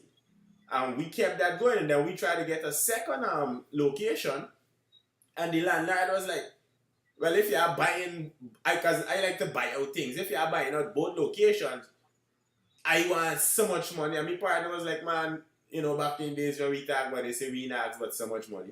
Plus the place didn't even value that much how much you call it for. And the man turned and said, well, it's either you buy both at this price or you get none. So he ended up losing his studio. Excitement. All because he never officially signed off on a specific price at the exact moment when he collected the keys.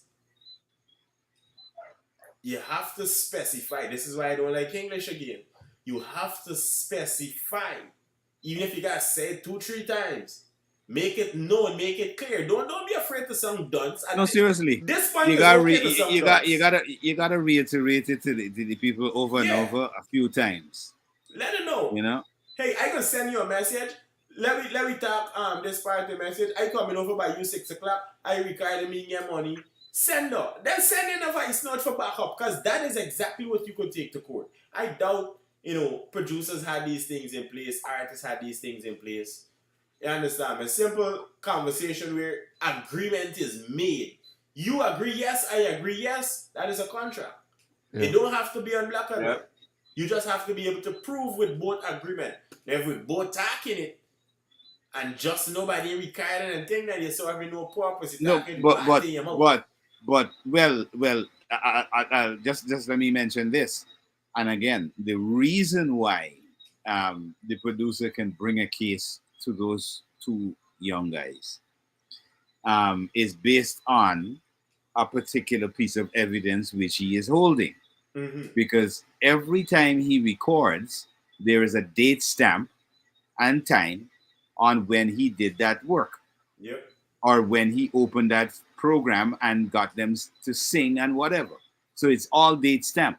So based on that alone, the lawyer is going to be exactly. The lawyer is going to take it from that perspective. But what we're saying is based on the fact that he did not act in a professional manner with these two young guys. There was no agreement. There was no split sheet. How could you then, and which lawyer actually did this lawsuit without the statutes? I'm looking forward to seeing the outcome. I seriously want to see the outcome myself because if they get through, that means every other lawsuit got to get through. Well, right when I start suing people, enough radio. I can start suing people because where is the statute? Plus, I might hire the same lawyer. I can try and find his lawyer because he apparently knows some magic that we ain't know yet. Man, bringing all the bread. This industry need to pay attention to what you're doing. Your metadata is important, right? The taking accountability is more important because you must know where you go wrong. If you can't see where you go wrong, then you're somewhat of a narcissist. Mm-hmm. Is that man? Well, this is why we have been kind of running in the wilderness for a few years when it comes to the industry, except for a small group of individuals who do have a measure of understanding of where we need to go and what we need to do in order to get there.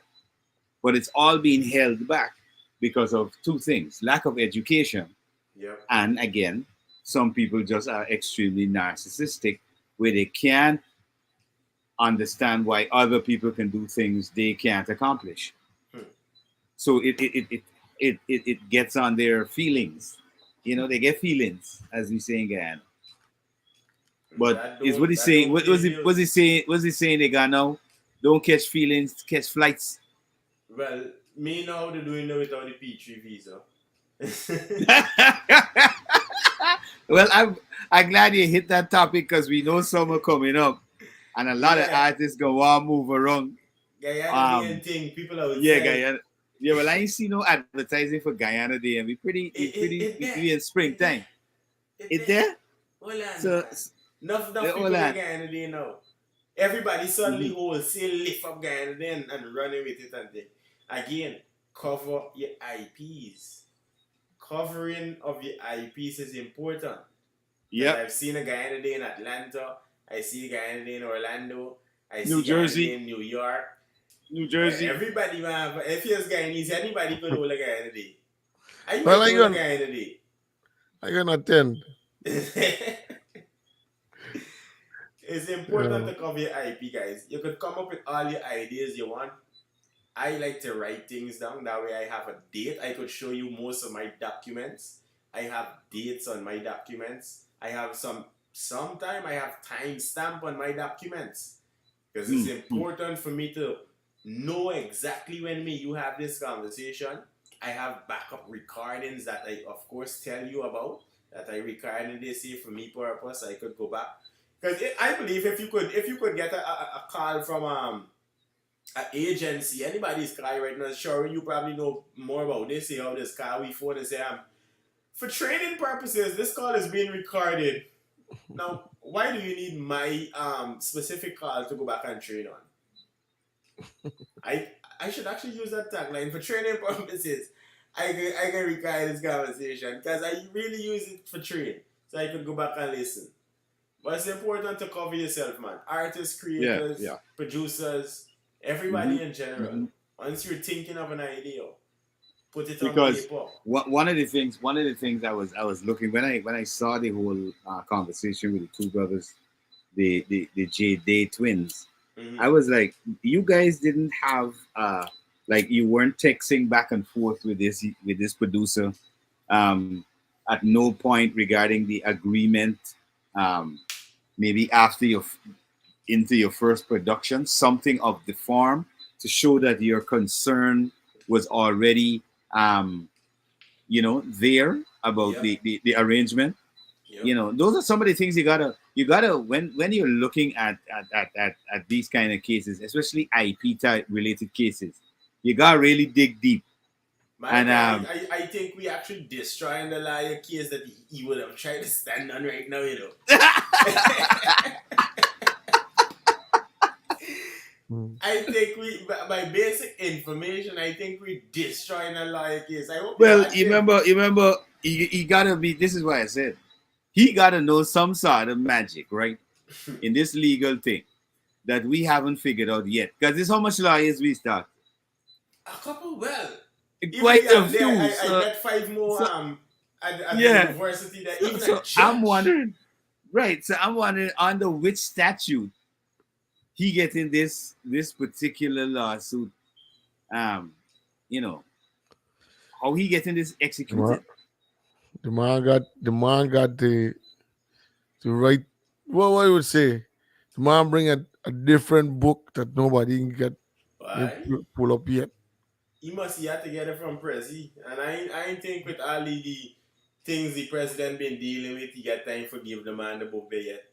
So me know when he come in with. Well, I I know though. It's just an encouragement. I think this is a good stepping stone Yeah, for you yeah, guys. yeah. That's how we view it. The stepping stone is to prove from your end, from the high rollers, right? mm-hmm.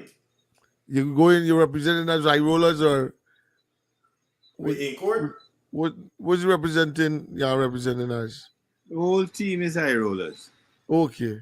Anyway, the whole problem is this is where we wanna put that stamp Mm-hmm. to say that okay, we don't want to represent you in these circumstances. We want to make sure we fix you to face anybody who wants to throw these Exactly. things in front of you. We already fixed that. That's already out of the way. So it's a good stepping stone, and I think guys from this, listen, you guys got to stop being cheap. I always say you gotta stop being No, cheap.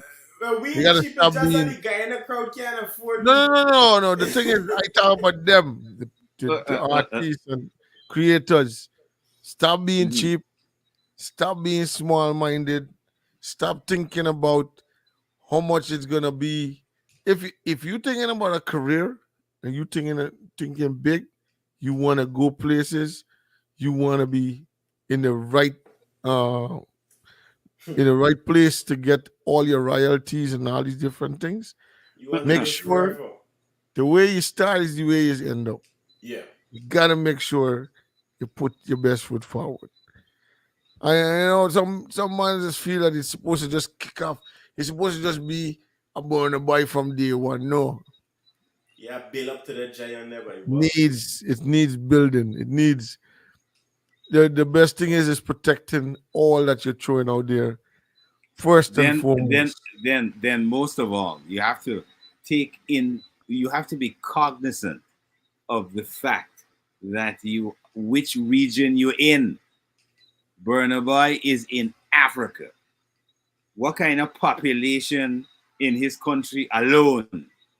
You gotta you see when our artists make comparatives with other, let's say, international artists, and they say, we should have been getting this kind of support from our people, and da Mhm. da da. They are not being realistic in this, Mm-hmm. in the sense of, um you talking about a population that dwarfs Guyana. Guyana is a village in some of those countries that these artists come from. Yeah, yeah, You understand? 750,000 people is no people at all. I mean, we have a neighbor on the other side, Venezuela, where 750,000 people is no people at all. So you see, I mean, we, again, and I said this on radio, on one of our shows. I said we have to understand where our position is in the global scope of Mm-hmm. things. You understand? We have to educate ourselves to understand the global scope of things. If you remember, Martin, and you heard me say this at the IMC conference, when Shaggy, they were making the complaint about, we really have to get on board with the Grammys. Yes. And I said, why are we even um, why is all the attention on the Grammys rather than the Focus on the attention being Caribbean. correctly focusing on the Caribbean? Because this is where your first market is, or your yard is, as you say Mm-hmm. in yeah. Jamaica. You got to dance a yard before you dance abroad. So you have an approximate 25 million people population to get your music to in the Caribbean alone. Caribbean Music Awards, there. Yeah, collect And the them. Caribbean Music Awards dead end. All right. So we need to start really understanding and putting in that level of Mm-hmm. work. You know, once we understand that and start to educate and put in that level of work, then we can have greater benefits, I think, for what we're doing. But Yeah. until then, hey, You we're can not learn there the yet. hard way. Yeah, exactly. You're gonna learn the hard way. I see Keen mentioned how the local artists. Yes, there's three local artists or three Guyanese artists, right? Three Hmm. grown Guyanese artists on the Barnaby show. And that is a good look for all three artists. Well, at least two of Yeah. them, of course, because they're fairly new. Hmm. But they got their own flyer. Yes, I can say whatever's in the booking class, but as an artist come again, if you're not Well, they gotta know smart the enough, business. This is the thing. They have to know if the you're not business side. smart enough, That's you. That's because on you. if it was my artist, I want to be on the same picture, on the same poster with Born About. I don't care how big or small it is. My name and No, my but no, face must be but there. I noticed they put Burna Boy with Tanya Stevens, Busy Well, Signal, the rest of the big Walsy artists. Fire, and is it Najee Boy? Yes, Najee Boy. Mm-hmm. So they were on one poster, and then the other artists were Guyanese: Tamika Marshall, the guy we were talking about Got earlier. own promotion. They have a separate promotion. So, that is good, but I mean, I would have That would have been that would have been good if you had done every artist individually. For example, if you had done Burna Boy, Busy Signal, Tanya Stevens, Walsy Fire, if you had done individual posters for each individual celebrity and then did a combined flyer, that would have put everybody basically on the we same can't platform. directly say it's not being done because we just haven't seen it. Maybe it's out there. Yeah. Well, Right. I haven't seen it yet. So business is important, man. You gotta learn the business, understand. Yeah, the you gotta business, learn the business. Do the Because- business. because in your contract it's supposed to stipulate how your promotion also goes along. Because you are if you're going in, especially into a new market, I can tell you in advance that Burna Boy's contract would include all of that. Yes. It would include, they would have all the knowledge of what promotions the promoter is doing on the ground to ensure that act, when he comes into the country, gets not only the right turnout, but his music is so saturating that the people already know it. And you know, in Guyana, Burna Boy music wasn't playing. We know that as a fact. You know what I mean? We it was playing every now and again, yes, but now is on a constant. Yep. So Banging it in your head. yeah. It is what it is, you know, and that's what you call a proper promotional strategy as well. Now, on a fun side, let's talk about is Naiji Boy, right? Yes. Let's talk about this man flying this plane to Guyana. Yes. Now, I've seen a video, right, where me buy Yeah. pilot. I mean, Before the man, no, get it right. Before the man fly a plane, you gotta remember the man would ride bike plus drive cars, you know. See, he done it all at this point. All of that. The man was on. The man do the golf cart. The man This was do his a next car. move. Then the This man is do the the next move. plane. The man fly to GT. I want to make sure that plane actually reaching. Next the show is in a couple hours. So yeah, make sure the plane reaching. But the good thing is for me, like how I see it, right? It's The man is good the man promo promotion. team is working. Yeah. That man, even for me, it's like it's every little thing that this dude does. They try Use to. it as a stepping So they stone. use No. they What use they're it in doing? fairness. It's used I'll in tell fairness. you exactly what they're doing. They're Yeah. amplifying, right? In marketing strategy, what they're doing. The fact that he's visually impaired, Correct. They're using Right? that. they are Yeah. using that as the niche strategy, Correct. right? Because him riding a golf cart, a bike, driving a car, and then flying an aircraft. I mean, come on. We all know that's It's virtually even it's impossible. even a highlight when he was playing dominoes. Right. It But took a little while for him to find his card, but he Mhm. knows his card. A card. They just gotta tell him what's on the board, and he Mhm. knows. He feels and he gets his card and he plays. But mm, it doesn't mean that he was the fastest player or what. But it's just the amusement of everything that he's doing within the whole process. They're making it look as though this man is normal, bro. No matter what you do, this man got it locked from the outside. But Other he than- did said in the interview, you don't let that hold him back. You know, Correct. Because he's been doing everything, and you got to applaud him, man. They got to give you jacket.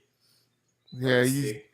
and one of the things that I applaud him for up to now, that is, or his team or his production team, up to now, they're not pulling away from the girl side of the music or the lady side of the music.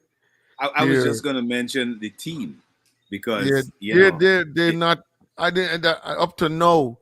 You know, normally when guys are doing dancehall music like he's doing, they would run straight into we gotta get into he going because this was the pull, That but don't he's make sick. money, my G. No, Well, but that's hold what I'm on, saying. whoa, hold on a second, Sherwin. Let's. This is just for amusement.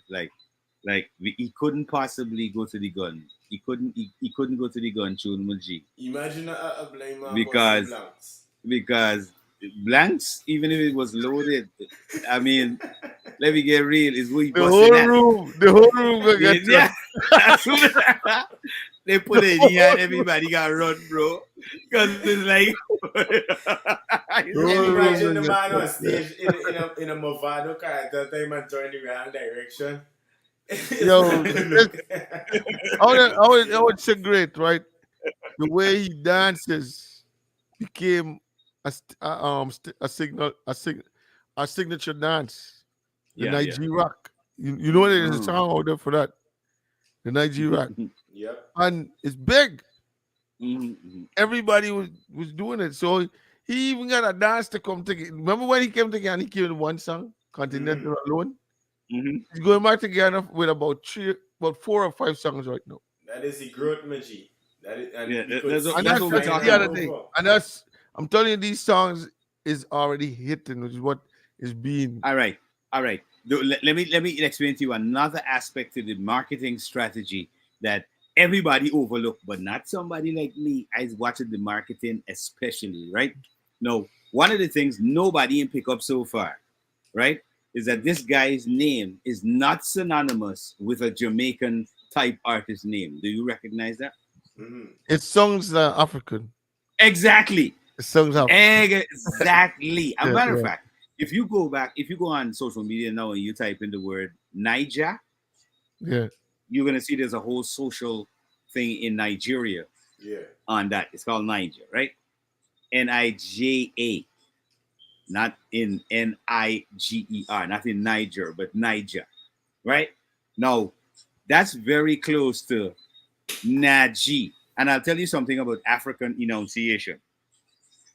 They spell and enunciate in a different way. For example, there's a big artist from Zimbabwe. His name is Oliver M. Tukudzi. All right, M T U Kudzi. All Mm-hmm. right, so you could understand the marketing strategy behind this guy, and because trust me, it's an entire marketing strategy. The way he came on the scene and Yep. is busting out on the scene is a strategy. You could I easily see that. I need a good marketer because I come out with the cute guy behind in front of cameras these days, and But this but thing we taking land. we all know why he's able to penetrate the market as fast as he is able to do so. Of course. All right. Of course. But again, it's a good marketing team that he has. Yeah.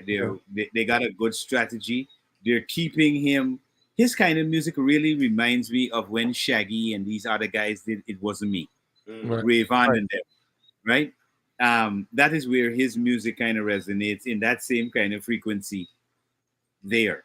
Najee with that kind of sound. So, That's the uh, next thing that's gonna happen with that guy is gonna be mm, a collab because of his music, the way he's singing. There's Mm-hmm. mm. gonna be a collab somewhere with something, a crossover or something. Yeah, he It's can gonna get some happen. big. He should be able to pull in Yeah, some because big I collaboration. I wouldn't doubt that that might happen right after the Burna Boy show with Burna Boy. yeah, I'm telling Because you. we know a big giant like to, that man is Yeah, he slap liked up it. on anything with He a liked the get. collab. He realized, oh, what this thing song, I coming for it, Yep, he got a Drake pattern. and he pull it. Mhm, You mhm. know where he learned that from? When he realized the amount of money that Tony Braxton makes off of him. That's Oh, the wait, man. wait, wait. That's Before why the before man realized business, bro. The man is chipping it though. The amount of Mhm. money that the man told him make it off, because she get this 65 and you get it 35, right? Mm. And the man said, and the 35 is more money than anyone them other song we make. Hmm. The 35 alone, better than them Wow. 100%. So right to the man, I said, okay. So this way, as soon as he hear, remember when he hear, what's his name? The guy, what's his name? That you make the song with? Bryson Messiah. Messiah. He Mm. say, you know what? This man got it, bro. I Yeah. go pull this tune. That is And- how the business go. That is how you do business Now, right the now, right way. how much money Byron making? Byron making a Of lot of money, course. but he percentage was he small. The kicking small. No, 12%. no. Remember the original 12%. sound remember the original sound come from Bryson. No, but still, right? He could still because remember that man got that. Listen, No, it is actually the bigger artist is of the course, one who that man could gonna pull. pull. The But bigger on- artist gonna bite. This is No, where but this music comes remember from. there's a remix. So Bryson is still eating from the original plus the remix. So even if Yeah. you're eating at The 10% original from the remix, Yeah. The original play. He I'm telling you, he getting about the 12% from the remix, The original. but he getting his don't he play getting his on own. oh sure, it ain't got play is the same sampling. Yes, he's still It sampling. ain't got play, just They like got with play. these young man going through. They don't have to get it right to the song, but once these man like how they start going viral automatically. That is the problem. That viral sensation moment that you just receive. Yeah, and the And the algorithms music by hitting the turn on you. thousands and the billions and the You're millions. like, nah, come That's what in. you gotta worry yourself about, because this is why I just advocate to buying out anything you do. And I've told them soca Mhm. music is the most expensive genre I've been in. I've known to spend $500 minimum on a hip hop beat, because every hip hop producer want to get rid of the beats. So I just get them cheap. But when it comes to soca, and the artist say, "Oh, I need a man for come and play these strings," you gotta go and pay the man $1,000 to come and play 2 strings. And then you gotta get drum pattern, and you gotta get this. Hey, soca expensive, my G. It's I like, mean, you see what has happened in Guyana, Martin, is that a lot of the guys believe that using the keyboard, maybe with the samplers and the drum, the drum box, mhm. right, the beat box. They believe by they got a beat, they got something that will impact. It works in some cases. In most cases, it doesn't work. Yep. All right. MPC, Because- if you don't realize, comes with a pattern already. Yeah, sleeping. Yeah, them things, those things limit your, in my estimation, your scope. So this Alright. is why I kind of like soca also, right? Because Mhm. in hip hop, it is the 808. 808s are, when anybody that use the 808 is paying tribute to 808 Mafia on the team. You understand me? You're automatically giving these men your royalties, whether you know it or not. The moment you're using the 808s, you're selling out yourself. So with soca, I've seen it a little bit in dancehall, whereby it's the same pattern as, so the same 1 2 3 1 2 3, right? Mhm. So you already have to pay the reggae owners. You understand? With soca, you ain't really got to pay nobody, because it haven't been recognized that much. It's so open that yes, A sharp and B sharp and A C flat and everything is the keys, but you could switch the up so much time in so much instrument Yeah. that you don't have to worry about nothing. Mhm. Because you could play it in a steel pan, but then Exactly. you could turn it into the actual strings from the keyboard, right? Mhm. You could use the trumpet. You could use any instrument for soca and Mhm. make it where you want to make it. This is why I like it, even though it's expensive. You know, one of the things that Guyana has that I haven't seen a lot of the Caribbean islands experiment with, and we were talking about it, Martin Mhm. and Sherwin. Remember when we were discussing the whole issue of this whole EDM soca, Mhm. right? And I was telling you one of the things that we haven't really truly explored is that everybody's into either groovy soca, power soca, that kind of thing, right? Well, Guyana has a unique opportunity, and this is something that I have been looking at because I've heard producers send me music, and it is the EDM. You of understand? course, and they don't know the genre. They don't sleeping. understand. Exactly. Militon got a song was "Romances in the Soca." with lyrics and melodies, and then me buy this bump out from the regular soca. Cause I remember he's a groovy soca Yeah. artist, Yeah. and he jump into the tun, tun, tun, tun, tun, tun, tun, tun. I know how to make money. You understand, man? Now with that, I've seen the only other soca artist who take that EDM aspect is Nyla Blackmon. Mm-hmm. And she just run with it. Till like she's the only soca artist, because I haven't even seen Marshall Montana, which is one of the biggest, do it. Perform at Coachella. Perform at Soca Rave, not Soca Rave, what is this Miami Rave that just happened here, the Ultra. I haven't seen guys like David Guetta and all these EDM DJs pick them up and take them to Brazil. Because Brazil holds one of the biggest EDM festivals in the world. Yep. But we live right next to Brazil and we don't even tap into our own markets. No, we don't tap into the market. You see, this is what we need to understand. It's about understanding the business. You know, the where, for example, we have artists that produce all types of music, but they don't know where's the market. You understand? I see we a actually gentleman. having a lot of dances or parties that's in these people are coming into gear and they're just actually doing, or there's a lot of EDM music that's being played. Yeah, You know what I mean, in those parties. Guyana recently also this year. Is it this year or yeah? When Pepe they came back to Guyana National Park. Oh yeah, Pepe The Moreno. whole national park was Spanish and Brazilians and all of that. Remember? Yeah. Yep. That's a fact. So you telling me the market coming in the country? No, the market coming to the country, but we but we're talking about export. Yeah, we're talking about the exportation of our artists. We tapping into it. No, the reggae could also tap into EDM in a sense, because I remember watching the Bob Marley movie the other day, and he was listening to them guys in the club, the rock guys and thing, and he telling the people them something about around the meds of these man, they know what they're doing with the style and how the wild. And he went in, brought the little smooth hair guy, right, and took that guy as a guitarist, and he switched up Bob Marley styles. So you need to know. Actually, he added the rock flair to reggae, because reggae got several components. You know, the organ is uniquely jazz. That's a component from jazz. Whether you use the kind of piano style or the pipe organ kind of sound, that's more jazz music.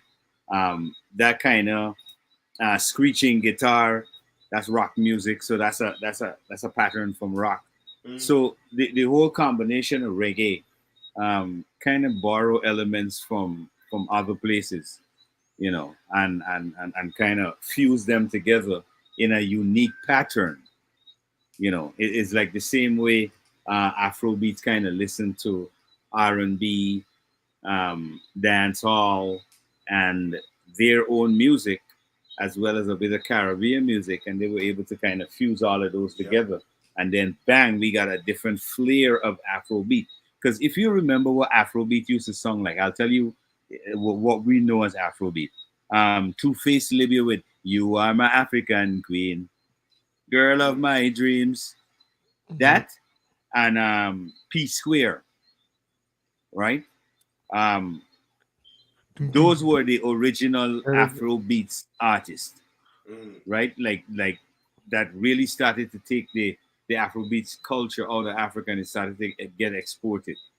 Because way back, Guyana used to play, Channel 9 used to play African Queen almost every single day. You know what I mean? That was a thing on Channel 9 in Guyana. So it's a combination, and what is happening, what I think we too have to understand in Guyana, because we have this uniqueness of all these different cultures and religion and languages all clashing together.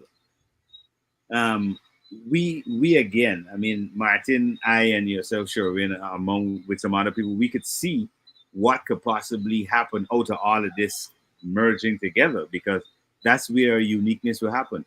Rarely in any space do you have what is happening in Guyana with the six faces, because I don't say races, Mm-hmm. you know.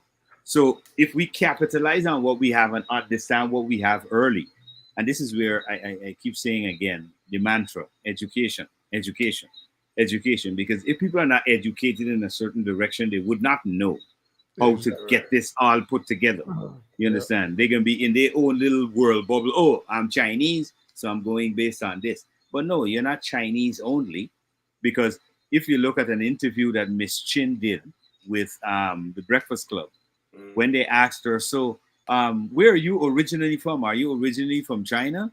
She says, "Yes. We our parents are originally from China, but first and foremost, we are Jamaican. We are Jamaican first, and Chinese after, Yep. right? So, from that statement alone, it could go across the board for all the six faces in the place, because whether you're Portuguese, Amerindian, Chinese, African, Indian, Douglas, wherever you are, you understand? That same ideology applies. You Guyanese understand? first. Exactly. You're Guyanese first. And any other thing, whatever race you want to call yourself after. Yep. You understand? Because in my estimation, once you hear in Guyana, there shouldn't be any issue about um, race. Because it's not, I mean, it's not something that what we did, wake up First That thing yesterday and is that that realize we got has other they been different. should has identify. been a propelled stereotype, something that was pushed into inject into the societies, and Yeah. if you notice these days, most times the older folks would normally bring up that kind of reminder all the time to Yeah, keep injecting. they try to reinforce this and Yeah, they keep perpetuate it. reinforcing and injecting that Yeah. type of stigma in the whole thing. They remind you of all the ignorance and the issues and all the bad stuff and all these different things. So it creates that, and most times you find it's just a fear, of kind of something of fear, and people start reacting differently Mm-hmm. most times. But on a good day, on a real given day, I'm not gonna remember. But my real best friend is not a man who looks like me. Exactly. By all That means, that is where the real change comes here, Machi. Right? And I think we went a little bit in depth on about that specific issue last week, right? With where the president was dealing with his situation. yeah, So when it's in the entertainment, it should be so far fetched from politics because the two don't never mesh together. never. It's like man, it never goes together. Entertainment and politics don't go together. So I just don't like when artists in Guyana or creators in Guyana in general is hitch their wagon to the political train, right? Because you're not gonna benefit for the long run. And Dude, then when I'm you doing. get in the bad basket or the bad book of said politician, you lose it out because you're not getting booked for shows. There's people that I know that swings. They swing with everything that's swinging. You know what I mean? And what you gonna do? Because these are the people that tries to every time somebody is being neutral and coming to a place where they're trying to head in a direction. Okay, this is my road. This is where I want to tread. Right? They're swinging all the time, Remember? And they're swinging into wherever the soup falling or whatever. But this one person is just going along its way. And if they feel while they're swinging, eventually by not looking right for none of these sides where I got swing on, they They end coming up for in you, jail, bro. of course, They because they want to coming make you look bad. exactly. So that's the problem all the time. I mean, you just try to keep in a line of this is what this is what I'm majoring on. This is what my purpose is. But they wanna, and it comes back to now this person here, even though you ain't trying to go nowhere in your lane to say you want this attention, Because I always believe in this one thing: do what you do. What's for you is for you. Mm-hmm. When you reach to that point where you would have been introduced and not introducing yourself because of what Keep my impression wall. you put on people, it is a big, it's that's the real spot that you want Yeah. to be at. Yeah. Well, you see, it can take we creators a little time for understand though. Because I've been in rooms where I introduce myself and the man will say, yeah, I know. And I just smile to myself because I just want to know, well, what exactly do you know? Because I remember people start bad, but the same way. So I want to just confirm that you don't have a bad impression of me before you even meet me. It's Yeah. right, man. But most of the time, they just come out positive. And even if it's a bad impression, by the time we sit down and have a conversation, then people realize that, hey, whatever people are saying about the man is not it. You Exactly. understand, man? This man about the money, this man serious about the business. Exactly what this man preaches what he does do. And that is what I pride myself on. I tell people, I ain't not going to say something or do something if I can't stand behind it. Anything I say any given time, even if I got to threaten you life, I mean it. This is why I just keep my mouth quiet. I can tap specifically, right? I can use my decent English, right? As we get in this version, because if I had to talk regular English, I will cuss you and you wouldn't even know. You understand me? So it is important to carry yourself at a certain level. People must always be able to respect you, especially in the music business. For things with them youth man going through, things with the producers going through, things with any other creator going through. Have your name. Your name, unfortunately, is the only important thing in the business. Not even your music. Yeah. Your name is more important than your music. Most And if they important. can't understand that, then hey, we get a real problem. We get a real problem. But I see people, artists, especially creators, just switch their name. Time and time, you hear this man with one name, then he come with another name. At which point in Because time should I remember who you is? look at this. A man, there's a period of time, okay, this man just come on and this man, all right, but I was a DJ. Next thing you know, by the man will get the popularity by the man guy in a selector. So next thing you know, the whole crew, everybody switch from DJ to selector. Because what? They're looking for that. You know what I mean? You gotta keep, you gotta make sure whatever you put out there, it is. Well, you gotta remember, I think in Guyana especially, that title fits them. We don't really have DJ in No, Guyana. no, no, no. I'm just telling you, there's a lot of people that comes out as DJ X, DJ Y, Yeah, DJ. that's But when because they DJ realize was that, the thing, Maji. boy, the man, the man is not really the man's Calaman is selecting one. The man is the baddest thing right now. I mean, with man switch. I telling you because I know that DJ, bro. I telling you, I see. Why? A man suddenly switch your name. So hold Next, on, will you start as? me, Mm. when I come out, sure wait. That man Just never give show me a it. name in the front. Cause I remember I come out as a man. I go in the. I tell you how I how I end up being a DJ. Mm. Used to go in the same record room that a man playing record to play gospel bad music. And when I realized these men playing records, I said, "Why? You know, I gonna go in there about an hour early Mm. because that man got cut off before so that we could play. Yeah. I know 1 hour early I going in there now. I gonna even catch your man for show me over spin 2 records. Mm. We done now, the whole thing switched. This how my name was Showing all the time. So Then I correct me. come and huh? Hold on. Correct me if I'm wrong. A selector isn't the person who's selecting the music for the DJ come and talk and advertise and all of it. So the DJ is actually the person on the mic.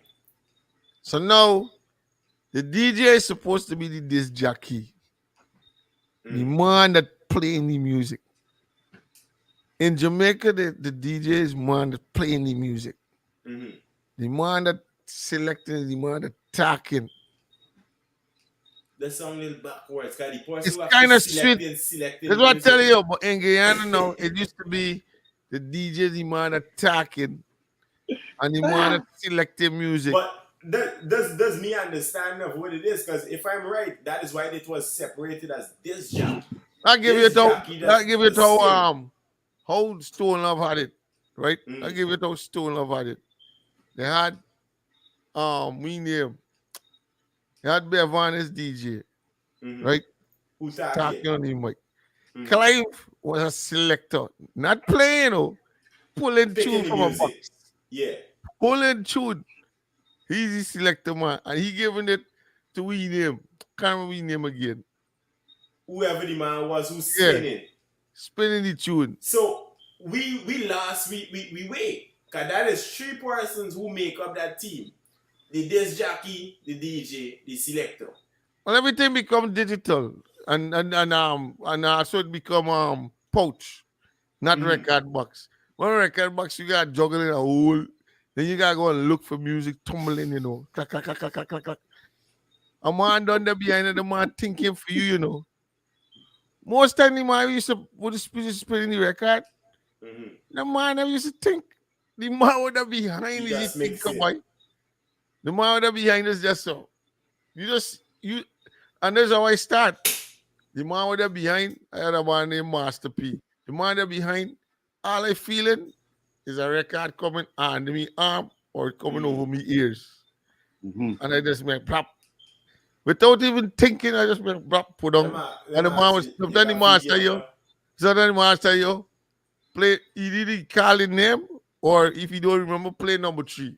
Mm. And you make pop pop needle. You didn't even stand there, you didn't even know what you're going to play. Just drop your tune. Can't. The importance You know what I mean? of Because playing your position right there. Yeah, it was just a teamwork. We lost that. In my opinion, I don't think we have disc jockeys because we got everything on playlists. But we still do have DJs, especially in certain cultures, and we still do have selectors. Selector, yeah. Magnum, them, I believe, would have highlighted that to the best of their abilities. Yes, Well, Magnum is you can't. Magnum is in a class that I don't think Magnum has reached a class. I'll be straight with you guys. He is pushed himself to a place in the sense of where music, if you listen to he fed up Yeah. being at the level and nobody's not reaching to the level. You to want give him that competition. kind of- Everybody wants that. So now I believe maybe he's thinking about the family and whatever. He's more into going into promotion. Can I say something? I don't think it is because if we want competition, we got the entire Caribbean. No. A mash The man competition. No. The man went to Antigua. He went to Barbados. Mhm. Also, Did he he go went to Trinidad? Hold on. Did he go No, to but Trinidad? I think, remember we have some of the biggest Trinidad events never- in Guyana. So I Trinidad think never present nobody or was called for any with any interest because this is what I'm going to look for. This look for competition. They Maji, didn't call with no interest. I Maji. think the competition just meet them on where Armageddon and them different clash events. Trinidad, come around. Trinidad got some bad sound systems too. You remember, it's out of Trinidad, Chinese laundry come from. I don't know if you all know about Chinese laundry. Mhm. Yeah, but them. You think? Hold on. You think at Yeah. if you know about Chinese laundry, if you listen to how Chinese laundry used to do their music and how Mighty Crowners do their music, Mm. Yeah, it's almost check it out. It's the same. almost the same, and you Yeah. could tell that Chinese laundry was like the blueprint. The man was like the trust me, blueprint. But yeah, That man like was the wildest. I don't mean I'm on the board. listen. The That bar, man, the listen. bar. It's two songs I used to rate in the whole thing. Like that was Stone Love. No, actually, I gotta say 3. Right? Stone Love, Metro Media, Chinese Laundry. Cause when Chinese Laundry put out a When mix, they came out, they bad boy. wicked. Wicked, Is he wicked, bad? wicked. And that I man, don't. that man was the man that used to do a lot of fast mixing them things. Yeah, them man used to mix. There was nobody at them man level when them man he come out Yeah. at all. But the whole thing is like I said, even the sound system that Marlon is played for Inge, you know, that man got the amount of dubs that them people got with it. Mm-mm-mm. Them man like this set sound system cannabis that come from Antigua that went to them Yeah. man make the most special the most special every time they going and do a clash. That man doing Mosey, all these songs that man going with special. No, but here what happened. You gotta you see in the dancehall business now, right? You got dub, you got special, and then you have another. You know they got another tier of it, right? Customization, Custom. which is basically like customization. Yeah. That one is the one I kind of like, and that is the one that I think the Antiguan sound system got more involved in because what they did Oh yeah, I was think they, it's they custom. tailored us right. They tailored a set of customized dubs just for that night, Just for the exact night. just for Customized. that night. My So they, word was wrong in the first place. That instead of special customs, so they had them, there's some man them, real customization for the night.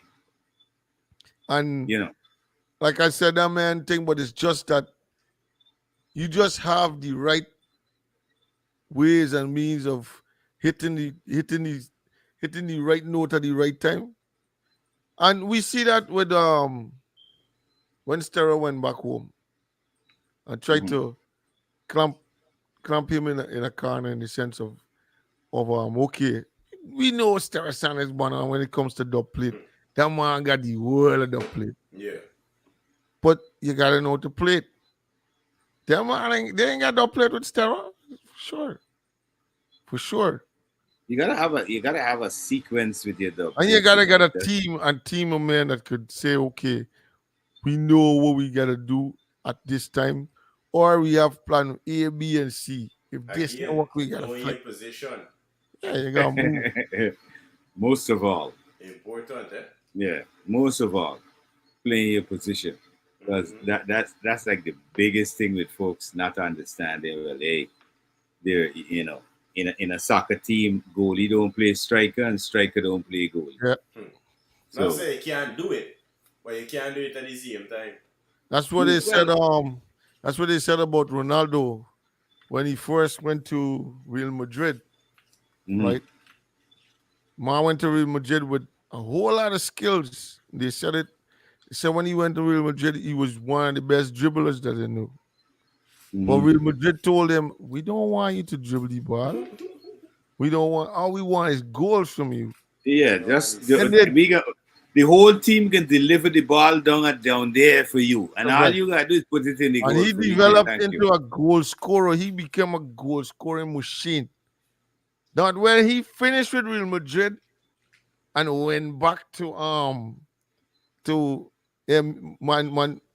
Manchester United, he could cope because what he used to do when he was in Manchester United different. is different when he go back. You know what I mean? Mhm. Or he Yeah. was naturally just scoring goal. That's it. It's important, man. I think we wrapping up on time, Yes, guys. sir. Yeah, So, yeah. Sir. You know, we got a couple minutes to them. Well, we could of course I can shout me ending. I believe for the young guys, like I said before, I would have spoken to them. I'm still waiting to reach out to the producer, and hopefully we could start things out without getting to court because I don't believe either party have enough money to waste in court. That's one. And then you'll be losing a case because it's frivolous. On both sides, learn Yeah. the business. Continue to learn the business. These man got me number. And I don't think with what I tell me about. Me got time for light. I can tell you if you mess up. And if you're doing right, I can tell you big up yourself same way. So Mm-hmm. Yeah. cross Yeah. the T's, dot the I's. Take care of yourself in the business. That's important. Take care of yourself. I done there. Well, I mean, what do you say? You know. Or easy, but it's something that I think um, is going to be popping up a lot more in the environment, Sure. in the space. I'm happy that it's happening because it's bringing more awareness Yep. to what actually needs to happen. The focus on really IP, Yeah. is coming more and more and more present in focus. So um, keep it up, fellas. Let's Yeah. have a lot more of these things happening, so you can then see the workings, the inner workings of how the business is run versus the labo. So that's where I would take that. And just before Sherwin says his bit, make sure you check us out tomorrow morning from 8 to 11 in New York City, in Atlanta, 1 to 4 in the UK, um, in in Canada as well from 8 to 11 in Antigua. At the same time in Guyana, if you have any of the apps or online links, for example, you could download the Majestic Music Radio app and log into the show and listen to some real Hmm. Guyanese music in Authentic. the authentic. Artists, Yeah, submit your music, get it heard, get it played. Of course, please let it be yep, original. I yeah, understand. yeah, yeah. Let it Yo, be original.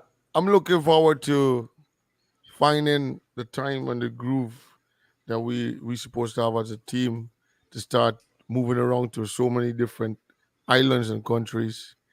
Yeah. And Guyana, we also got a lot of plans for Guyana in the Hmm. sense of, you know, being more home based, Hmm. but at the same time being serious about what we're doing down there. Business, yeah. And the whole thing is, you know, it might look as though that everything that's happening there is just what it is, but we still got a piece of cake or a slice something to put in there to make the pot a little more flavor, Yeah. put some more flavor in the pot. You understand? And Yeah. whatever it is, like I said, you know, I don't try to make nobody feel as though without them nothing can happen. The whole thing is what's for me or what's for us is for us. Can't take it That's a away. fact. Can't Nobody take it can. away. You know what I mean? And there's a season also for there's always a season. And we gotta make use of the season. And Correct. guys, like Martin and Malika is telling you guys, make sure, make sure you capitalize on what it is that you gotta deal with. And don't be scared. Everybody thinks about the expenses before. You know what I mean? It's better you, it's better you learn and learn properly than you pay to learn. Yeah. You Oh know? well, some people like to pay That's to the learn, whole bro. Honestly. that's the crazy part. You Well, know what I mean? that is how I have a successful business because when you want to go do your thing, now you gotta come and pay for learn. So you Well, can't really knock out the model. guys, it was a great conversation for all the listeners on the web, on all the platforms. Thank you for joining us. Make sure you check us out next Tuesday. We're gonna try to formalize it a little more, but because of our work situations, we happen to bump 7:30 sometimes. So just look out for us next Tuesday. More information. That's how we do and discussion, right? For the person who's saying it should have more action and less talk, um, I like to say those people who say more action, let's see more action from the individual because it all starts with the individual. Yeah. Guys, bless up. All right. Sure. When you can drop the last we call it, or we good there. Oh, Yeah, just to let me let the finish people this thing. know. Who don't Yeah. know? Yeah. The The views and disclaimer. information or opinions expressed during this program are solely those of the host, guests, callers involved in the program and do not necessarily represent the views of Majestic Music Radio, its management, other hosts, or advertisers. Majestic Music is not responsible and does not verify for accuracy of any of the information contained in this radio program. The program does not constitute medical or professional advice and is solely for entertainment purposes only. In other words, when I say something, as much as I mean it, yeah, I gotta pay for the rest. Yep. All right. See you guys later. Fellas. Yeah, Blessed. man. Respect. Bless. Stars among stars. We, lights, camera, someone. Carnival is a movie we filming in the festival. Yes. Carnival is a movie we filming in the bacchanal. Carnival is a movie we filming with the pretty girl. Carnival is a movie, this one is international. Stars among stars. We, lights, camera, someone.